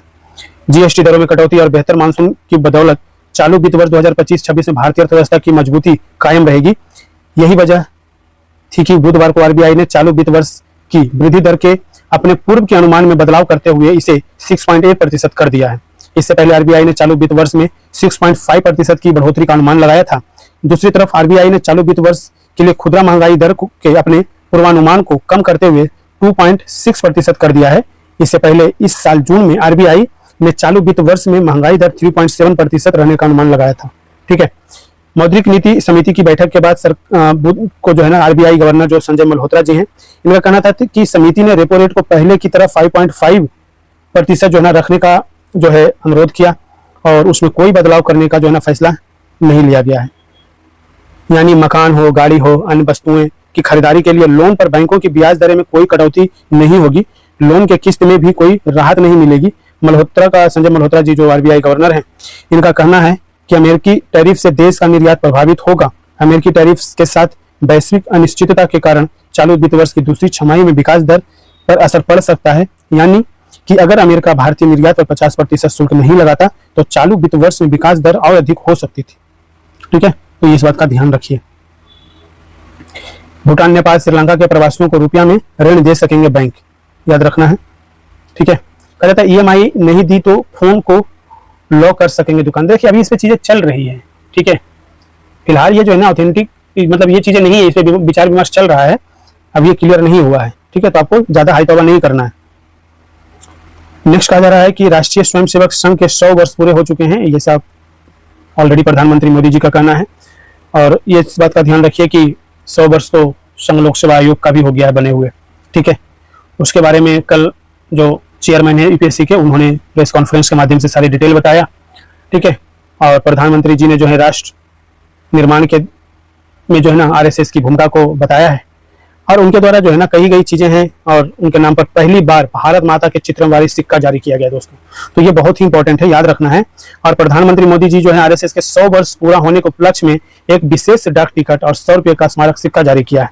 इस सिक्के के एक ओर राष्ट्रीय प्रतीक चिन्ह और दूसरी ओर एक झंडा के साथ वरद मुद्रा हथेली बाहर की ओर करके अपर्ण करने की मुद्रा में भारत माता की छवि है, जबकि स्वयं सेवकों को भक्ति व स्मरण में उनके सामने झुकते हुए दिखाया गया है। मोदी ने कहा कि स्वतंत्र भारत के इतिहास में पहली बार भारतीय मुद्रा पर भारत माता की छवि अंकित की गई है, जो अत्यंत गौरव और ऐतिहासिक महत्व का क्षण है। सिक्के पर आरएसएस का आदर्श वाक्य राष्ट्राय स्वाहा इंदम राष्ट्रीय इंदम न मम भी अंकित है, जिसका अर्थ है सब कुछ राष्ट्र को समर्पित है, सब कुछ राष्ट्र का है, कुछ भी मेरा नहीं। ठीक है, तो याद रखना है। डाक टिकट पर 1963 की गणतंत्र दिवस परेड में आरएसएस स्वयं सेवकों की भागीदारी को दर्शाया गया है। ठीक है, याद रखना है इस बात। नेक्स्ट बात करें तो कहा जाता है राष्ट्रीय स्वयंसेवक संघ की 100 वर्ष की यात्रा के प्रमुख पड़ाव जो हैं उसको आपको एक बार देख लेना है। ठीक है ना, आप पढ़ लीजिएगा। कई बार जो है ना इसको अगर आप देख लेंगे तो एक अंडरस्टैंडिंग डेवलप हो जाएगा इसके बारे में। ठीक है, नेक्स्ट न्यूज है दोस्तों कि बिहार के आदर्श कुमार ने जीता है $1,00,000 का ग्लोबल स्टूडेंट प्राइज। ठीक है, तो ये चीज भी आपके लिए इंपॉर्टेंट है और इनसे आप बहुत सारी चीजें सीख सकते हैं। इनका जो है कहना है कि देखिए हमें जो है हमारी स्थिति ऐसी नहीं थी, हमारी माता पिता जो हैं झाड़ू पोछा कर करके, मतलब पिताजी नहीं थे, माता जी जो हैं झाड़ू पोछा करके हमें पढ़ाया लिखाया। ठीक है, और उसके माध्यम से जो है हम आज जो भी बन पाए हैं वो भी का देन है, ऐसा इनका कहना है। ठीक है, तो ये चीज आपको ध्यान रखना है, ये डेटा आपको याद रखना है। और इनका जो है चंपारण में इनका जन्म हुआ था। ठीक है, ध्यान रखने वाली बात है। भारतीय रेलवे 16 देशों को बेच रहा है बोगी इंजन सहित कई उपकरण। ठीक है, तो मेट्रो ट्रेन के डिब्बे ऑस्ट्रेलिया और कनाडा को निर्यात किए गए हैं। ठीक है, ऐसा कहना है भारतीय railway make in India make for the world के तहत बोगी डिब्बों और इंजन सहित महत्वपूर्ण रेलवे उपकरणों के वैश्विक निर्यातक के रूप में तेजी से उभर रहा है। रेल मंत्रालय ने बुधवार को यह जानकारी दिया कि रेल मंत्रालय जो है 16 देशों में बढ़ता निर्यात भारत के डिजाइन और विश्व को आपूर्ति के प्रति प्रतिबद्धता को दर्शाता है। भारत के रेल उत्पाद तेजी से अंतर्राष्ट्रीय बाजार में अपना स्थान बना रहा है। मेट्रो ट्रेन के डिब्बे ऑस्ट्रेलिया और कनाडा को निर्यात किए गए हैं। बोगी ब्रिटेन, सऊदी अरब, फ्रांस, ऑस्ट्रेलिया को। Propulsion system France, Mexico, Romania, Spain, Germany, Italy को। यात्री डिब्बे बांग्लादेश, श्रीलंका को। Rail engine Mozambique, Senegal, Sri Lanka, Myanmar, Bangladesh और गिनी गणराज्य को निर्यात किए गए हैं। ठीक है, गिनी गणराज्य से रिलेटेड जो है ना आपको मैं एक चीज बता दूं कि बिहार से ब्लू कलर की जो है ना बोगी दिया गया है उनको। ठीक है, तो ये चीजें बिहार से इनको दिया जा रहा है, इस बात का ध्यान रखिए। जून में प्रधानमंत्री मोदी जी बिहार के मडौरा लोकोमोटिव विनिर्माण संयंत्र से गिन्नी गणराज्य को निर्यात के लिए पहले इंजन को हरी झंडी दिखाई थी। तब से 6 इंजन सफलतापूर्वक गिन्नी राज्य को निर्यात किया जा चुका है। हमने इसी पर बात किया अभी। ठीक है, तो ये चीज आपको ध्यान रखना है। कहां से? तो मडौरा लोकोमोटिव निर्माण संयंत्र से गिन्नी गणराज्य को दिया जा रहा है। लोको पायलट भर्ती परीक्षा का परिणाम घोषित, ये ऑलरेडी आपको देखना नहीं है, अगर आपने दिया होगा। ठीक है, तो साइको के लिए आप तैयार रहिए।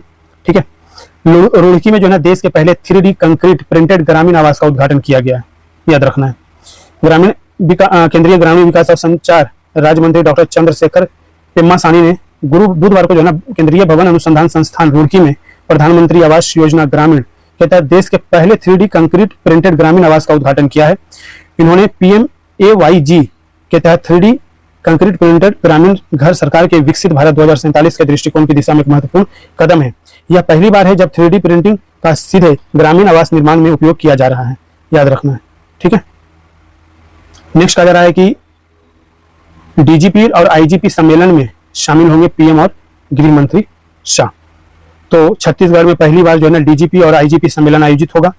DGP और IGP रैंक के लगभग 250 वरिष्ठ अधिकारी यहाँ पे मौजूद रहेंगे। तो ये सारी चीजें ध्यान रखने वाली बात है, और ये इसलिए भी जरूरी है कि आज के डेट में आंतरिक सुरक्षा हो, नक्सल विरोधी अभियान हो, साइबर सुरक्षा जैसे इस अहम मुद्दों पर जो है ना इस दौरान चर्चा किया जाएगा।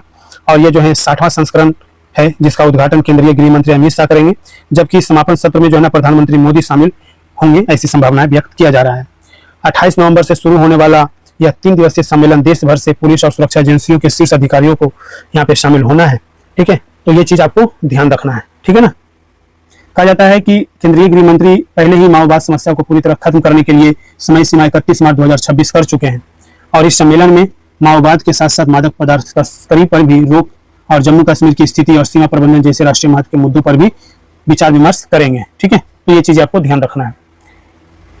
DPDP अधिनियम पर हाई कोर्ट ने केंद्र से मांगा है जवाब। ठीक है, तो डिजिटल व्यक्तिगत डाटा संरक्षण अधिनियम 2023 को लागू करने के बिंदु पर दिल्ली हाई कोर्ट ने केंद्र सरकार से जवाब मांगा है, और इसको लेकर के मुख्य न्यायाधीश देवेंद्र कुमार उपाध्याय और न्यायमूर्ति तुषार राव डेगेला की पीठ ने केंद्र को यह बताने को कहा कि क्या इस संबंध में अधिसूचना जारी की गई है। अदालत ने केंद्र की तरफ से पेश हुए अधिवक्ता को यह निर्देश लेने को कहा कि क्या अधिनियम की धारा 1 की उपधारा 2 के अंतर्गत कोई अधिसूचना जारी की गई है। यह भी पता लगाने को कहा गया है कि क्या ऐसी कोई अधिसूचना विचाराधीन है। मामले पर अगली सुनवाई कब होना है? 12 नवंबर को होना है। इसको ध्यान में रखिएगा आप। ठीक है, कहा जाता है कि बिना व्यक्तिगत डाटा का दुरुपयोग किया गया है। ठीक है, मतलब कि अधिनियम के कार्यान्वयन के बिना, व्यक्ति की उचित सहमति के बिना। ठीक है, याचिका में यह भी कहा गया है कि DPDP अधिनियम की धारा 1-2 के अनुसार केंद्र सरकार द्वारा अधिसूचना जारी करने के बाद ही यह लागू होगा। ठीक है, तो यह इसको ध्यान रखना है। पुतिन का भारत दौरा दिसंबर की शुरुआत में संभव है, ये चीजें भी आपको ध्यान रखने वाली बात है। कहा जाता है कि रूस के राष्ट्रपति व्लादिमीर पुतिन के 5 दिसंबर के आसपास भारत आने की संभावना है।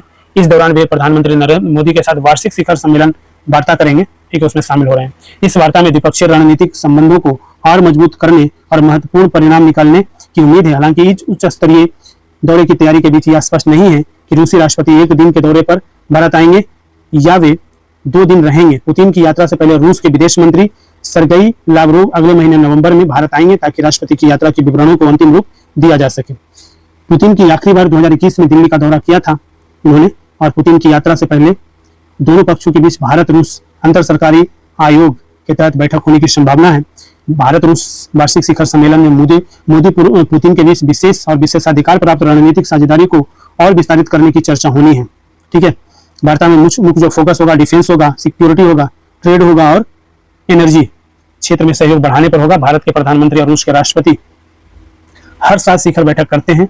अब तक 22 वार्षिक शिखर बैठकें भारत और रूस के में बारी बारी से हो चुकी है। पिछले साल जुलाई में पीएम मोदी ने वार्षिक शिखर सम्मेलन में मास्को का दौरा किया था, और भारत रूस से S-400 वायु रक्षा मिसाइल प्रणाली की अतिरिक्त खेप खरीदने पर भी विचार कर सकता है, क्योंकि इन हथियारों ने ऑपरेशन सिंदूर के दौरान महत्वपूर्ण भूमिका निभाई थी। रूस ने पहले ही भारत को 5 S-400 रेजिमेंट में से 3 की आपूर्ति की है। चीन की संघाई सहयोग संगठन के शिखर सम्मेलन में मोदी ने पुतिन से कहा था कि 140 करोड़ भारतीय दिसंबर में उनका भारत में स्वागत करने को उत्सुक है। ठीक है, भारत का पहला made in India H-125 helicopter वर्ष 2027 में आने की उम्मीद है, और यूरोपीय विमानन निर्माता कंपनी एयरबस और टाटा एडवांस सिस्टम लिमिटेड ने कहा है कि H-125 हेलीकॉप्टरों के लिए फाइनल असेंबली लाइन कर्नाटक में स्थापित होगी, याद रखना है। और पहले मेड इन इंडिया H125 की डिलीवरी 2027 के शुरुआत में होने की उम्मीद है। ठीक है, तो ये चीज आपको समझना है। इससे पहले जो है अगर बात करें तो यह निजी क्षेत्र की भारत की पहली हेलीकॉप्टर फाइनल असेंबली लाइन होगी। ठीक है, और इससे पहले बड़ोदरा में C295 सैन्य विमान निर्माण संयंत्र स्थापित किया गया है। यह हेलीकॉप्टर दक्षिण एशियाई क्षेत्र में निर्यात के लिए भी उपलब्ध होगा और इस भारतीय कारखाने से उच्च स्तर के स्वदेशी कलपुर्जे और तकनीकी के साथ H125M का एक सैन्य उपसंस्करण भी तैयार करने की योजना है। एयरबस के एक्सीएल श्रेणी के H125 हेलीकॉप्टर ने दुनिया भर में 4 करोड़ से ज्यादा उड़ान घंटे पूरे किए हैं। छत्तीसगढ़ का बालोद बना देश का पहला बाल विवाह मुक्त जिला। हमने आपको ऑलरेडी इस पर डिस्कशन किया था। ठीक है, कहा जाता है ना कि छत्तीसगढ़ सरकार ने घोषणा किया है कि राज्य का बालोद देश का पहला बाल विवाह मुक्त जिला बन गया है। प्रधानमंत्री नरेंद्र मोदी ने बाल विवाह मुक्त भारत अभियान के तहत 27 अगस्त 2024 को आरंभ किया था ये अभियान, और छत्तीसगढ़ ने एक महत्वपूर्ण उपलब्धि हासिल की है। राज्य सरकार ने बालोद जिले को आधिकारिक रूप से बाल विवाह मुक्त जिला घोषित किया है और इसकी सभी 436 ग्राम पंचायतों और 9 शहरी निकायों को औपचारिक प्रमाण पत्र प्रदान किए गए हैं। पिछले 2 वर्षों में बालोद जिले में बाल विवाह का कोई मामला सामने नहीं आया है। मुख्यमंत्री विष्णु देव राय का कहना है कि लक्ष्य 2028-29 तक पूरे राज्य को बाल विवाह मुक्त घोषित करना है। ठीक है, तो ये चीज आपको ध्यान रखना है। शटडाउन की चपेट में आया अमेरिका, सरकार हुई ठप। तो ये सारी चीजें जो है ना, बहुत सारी नीतियां हैं जिसे राष्ट्रपति ट्रंप संसद में पास नहीं कर पाए हैं। फंडिंग बिल, अनिश्चितता के नया दौर सामने आ रहा है अमेरिका में। इसके माध्यम से लगभग 7.5 लाख संघीय कर्मचारियों को छुट्टी पर भेजे जाने की आशंका है और कुछ कर्मचारियों की बर्खास्तगी भी हो सकती है, ऐसा कहा जा रहा है। लाखों कर्मचारियों पर गिर सकती है इसकी गाज। ठीक है, तो वो सारी चीजें हमें समझना पड़ेगा। कहा जाता है कि सरकारी शटडाउन शुरू होने के कुछ ही घंटे बाद उसे समाप्त करने का मतदान भी विफल हो गया, क्योंकि सीनेट में डेमोक्रेट्स स्वास्थ्य सेवा सब्सिडी के लिए धन जुटाने की पार्टी की मांग पर अड़े रहे, जिसे राष्ट्रपति डोनाल्ड ट्रंप और रिपब्लिकन देने से इनकार कर रहे हैं। रिपब्लिकन और डेमोक्रेट्स दोनों पक्षों ने एक दूसरे को इस स्थिति के लिए जिम्मेदार ठहराया है। डेमोक्रेट्स चाहते हैं कि स्वास्थ्य सेवा संबंधी मुद्दों को विधेयक में शामिल किया जाए। वे इस अस्थायी फंडिंग बिल में संशोधन करना चाहते हैं ताकि लाखों अमेरिकियों को स्वास्थ्य लाभ मिल सके, जबकि रिपब्लिकन का कहना है कि उन्हें इस मुद्दे को अलग से निपटना होगा। फंडिंग बिल पास नहीं करवा पाए हैं ट्रंप। ठीक है, तो ये कहीं ना कहीं दिक्कत तो हो रही है। ठीक है, डेमोक्रेट्स ने राष्ट्रपति पर फोड़ा है ठिकरा। उनका कहना है कि देखिए, उनका डेमोक्रेट्स नेता का कहना है कि महीनों तक जिंदगी को मुश्किल और आवश्यक वस्तुओं की कीमतें महंगी करने के बाद ट्रंप और रिपब्लिकन ने अब संघीय सरकार को बंद कर दिया है, क्योंकि वे अमेरिकियों की स्वास्थ्य सेवा की रक्षा नहीं करना चाहते हैं। मामला समझ रहे हैं ना, किस चीज को लेकर के तुल पकड़ा है? स्वास्थ्य सेवा की रक्षा के लिए। ट्रंप सरकार के मासिक रोजगार रिपोर्ट पेश करने पर संशय बरकरार है। ठीक है, तो ये चीज ध्यान रखना है। क्यों होता है शटडाउन, इसके बारे में जानकारी रखिए। सरकारी शटडाउन तब होता है जब कांग्रेस संघीय एजेंसियों को चलाने के लिए वार्षिक व्यय विधेयक पर सहमत नहीं हो पाती। एंटी डिफिशियंस एक्ट एजेंसियों को बिना अनुमति के धन खर्चे करने से रोकता है। परिणाम स्वरूप सरकार का ज्यादातर काम बंद हो जाता है। अमेरिकी सरकार के अलग अलग विभागों को चलाने के लिए भारी मात्रा में फंड की जरूरत होती है। इसके लिए संसद यानी कांग्रेस से बजट या फंडिंग बिल पारित कराना जरूरी होता है। राजनीतिक मतभेद की वजह से तय समय सीमा में फंडिंग बिल पारित नहीं हो पाता तो सरकार के पास कानूनी रूप से खर्च करने के लिए फंड नहीं बचता। ऐसी स्थिति में सरकार को गैर जरूरी सेवाएं बंद करनी पड़ती है, जिसे सरकारी शटडाउन कहा जाता है। याद रखना है। 1981 से अब तक 16 बार जो है ना हो चुका है शटडाउन। तो अमेरिका में 1981 से अब तक 16 बार शटडाउन हो चुका है। सबसे पहले नवंबर 1881 में 2 दिनों के लिए शटडाउन हुआ था। सितंबर 1982 में 1 दिन, दिसंबर 1982 में 3 दिन और नवंबर 1983 में 3 दिन, सितंबर 1984 में 2 दिन, अक्टूबर 1984 में 1 दिन। अक्टूबर मतलब इस तरीके से डेटा दिया गया है कि कब कब हुआ है 16 बार। शाहरुख खान पहली बार हुरून इंडिया के अरबपति क्लब में शामिल हो गए हैं। तो बॉलीवुड अमीरों की टॉप लिस्ट है, जिसमें शाहरुख खान सबसे नंबर 1 पे, दूसरे पे जूही चावला, तीसरे नंबर पे ऋतिक रोशन, चौथे नंबर पे करण जौहर और 5वें नंबर पे अमिताभ बच्चन है। ठीक है, तो याद आपको रखना है। कहा जाता है कि फिल्म अभिनेता शाहरुख खान के लिए साल 2025 बेहद खास है। 3 दशक से अधिक के करियर में अपना पहला राष्ट्रीय पुरस्कार हासिल करने के बाद अब वे पहली बार हुरून इंडिया के अरबपति क्लब में भी शामिल हो गए हैं। M3N Hurun India rich list 2025 के अनुसार शाहरुख की कुल संपत्ति 12,490 करोड़ आंकी गई है, जिससे वे हॉलीवुड स्टार्स में सबसे अमीर बन गए हैं। हुरुन फिंच लिस्ट 2025 में पहले नंबर पर मुकेश अंबानी, दूसरे नंबर पर गौतम अडानी है। ठीक है, तो इस बात का ध्यान रखिए। शीतल देवी ने पैरा वर्ल्ड आर्चरी चैंपियनशिप में 3 मेडल जीते हैं, तो ये आपको ध्यान रखना है। ठीक है, उन्होंने तुर्की की नंबर 1 खिलाड़ी ओजुनूर क्यूरे को हराया, यह उनका तीसरा मेडल था। उन्होंने मिक्स्ड टीम ब्रॉन्ज और कंपाउंड महिला टीम में सिल्वर जीता है। अधिवक्ता और वेंकट रमणी को अटॉर्नी जनरल पुनः नियुक्त किया गया है। उनका कार्य 2 साल का होगा। वे भारत के सर्वोच्च कानूनी सलाहकार और संविधान के अनुच्छेद 76 के तहत नियुक्त किए हुए हैं। अटॉर्नी जनरल सुप्रीम कोर्ट और हाई कोर्ट में सरकार का प्रतिनिधित्व करते हैं, उनके बारे में जानकारी होनी चाहिए। डीआरडीओ ने business line change maker of the year पुरस्कार सम्मानित किया गया है। किसको? डीआरडीओ को। डीजी राजा बाबू उमा लानेनी को यह पुरस्कार मिला है। डीआरडीओ देश की स्वदेशी रक्षा तकनीक को आगे बढ़ाता है। अजीम प्रेमजी फाउंडेशन को शिक्षा में योगदान के लिए आइकॉनिक चेंज मेकर अवार्ड दिया गया है, याद रखना है। भारत और भूटान ने अपने पहले cross border rail link project को मंजूरी दी है। मैंने आपसे डिस्कशन किया था 30 सितंबर वाले में। इसके तहत कोकराझार, गेलेफू और बन्नरहाट समत से नाम की 2 रेल लाइनें बनाई जाएंगी। इसका उद्देश्य देशों के बीच व्यापार और कनेक्टिविटी को बढ़ाना है। टाटा मोटर्स ने शैलेश चंद्र को कंपनी का एमडी और सीईओ नियुक्त किया है। वे अभी Tata passenger electric mobility limited के एमडी बने रहेंगे। शैलेश चंद्र 2016 में टाटा मोटर्स में शामिल हुए थे, याद रखना है। इसके साथ साथ कहा जाता है मुखी भारत में जन्मा पहला वयस्क चीता है, याद रखना है। यहाँ से प्रश्न बन सकता है। मुखी नाम है भारत में जन्मा पहला चीता जो 30 सितंबर को 915 दिन का होकर के वयस्क हो जाएगा। मुखी का जन्म 29 मार्च 2023 को एमपी के पुणे में हुआ था। भारत में चीता पुनर्वास की समय रेखा की बात करें, कहा जाता है 2023 से 2025 देश में 20 चीते लाए गए, फिर 26 शावक यहाँ जन्मे। कुल 46 में से 19 की मृत्यु हुई। इनमें से 10 शावक भारत में जन्मे थे। सितंबर 2025 अभी 27 चीते जीवित हैं। इनमें से 24 खूनों में 3 को गांधी सागर वन्यजीव अभयारण्य में रखा गया है। मुखी की मां ज्वाला ने 4 शावकों को जन्म दिया था, लेकिन गर्मी के कारण 3 की मृत्यु हो गई। इनमें से केवल मुखी स्वस्थ रही है। ठीक है, तो इसका ध्यान रखना है। इस तरीके से दोस्तों हमने 1 अक्टूबर और 2 अक्टूबर के सारे न्यूज को कंप्लीट कर लिया है। काफी लंबा ये सेशन है, आप इसको सहजता के साथ देखिएगा। इससे काफी सारे डेटा, काफी सारे इन्फॉर्मेशन आपको मिलेगा जो आगामी सभी प्रकार के वनडे एग्जामिनेशन या फिर स्टेट पीसीएस, यूपीएससी सभी के लिए इंपॉर्टेंट है। तो वीडियो अगर पसंद आया हो तो लाइक जरूर कीजिएगा। चैनल पे नए हैं और चैनल को अभी तक सब्सक्राइब नहीं किया दोस्तों, तो प्लीज चैनल को जरूर सब्सक्राइब कीजिए। पीडीएफ के लिए टेलीग्राम चैनल जरूर ज्वाइन कीजिएगा ताकि आप पीडीएफ को डाउनलोड करके पढ़ सकते हैं। क्यूज भी लगाना ना भूलिएगा, क्योंकि क्यूज से आपकी तैयारी पता चलता है कि हम कहाँ पे गलती कर रहे हैं और एग्जामिनेशन से पहले उस पर सुधार किया जा सकता है। तो ये आपको एक प्रोसेस है, ठीक है ना, प्रैक्टिस रिवीजन का। ठीक है, थैंक यू सो मच।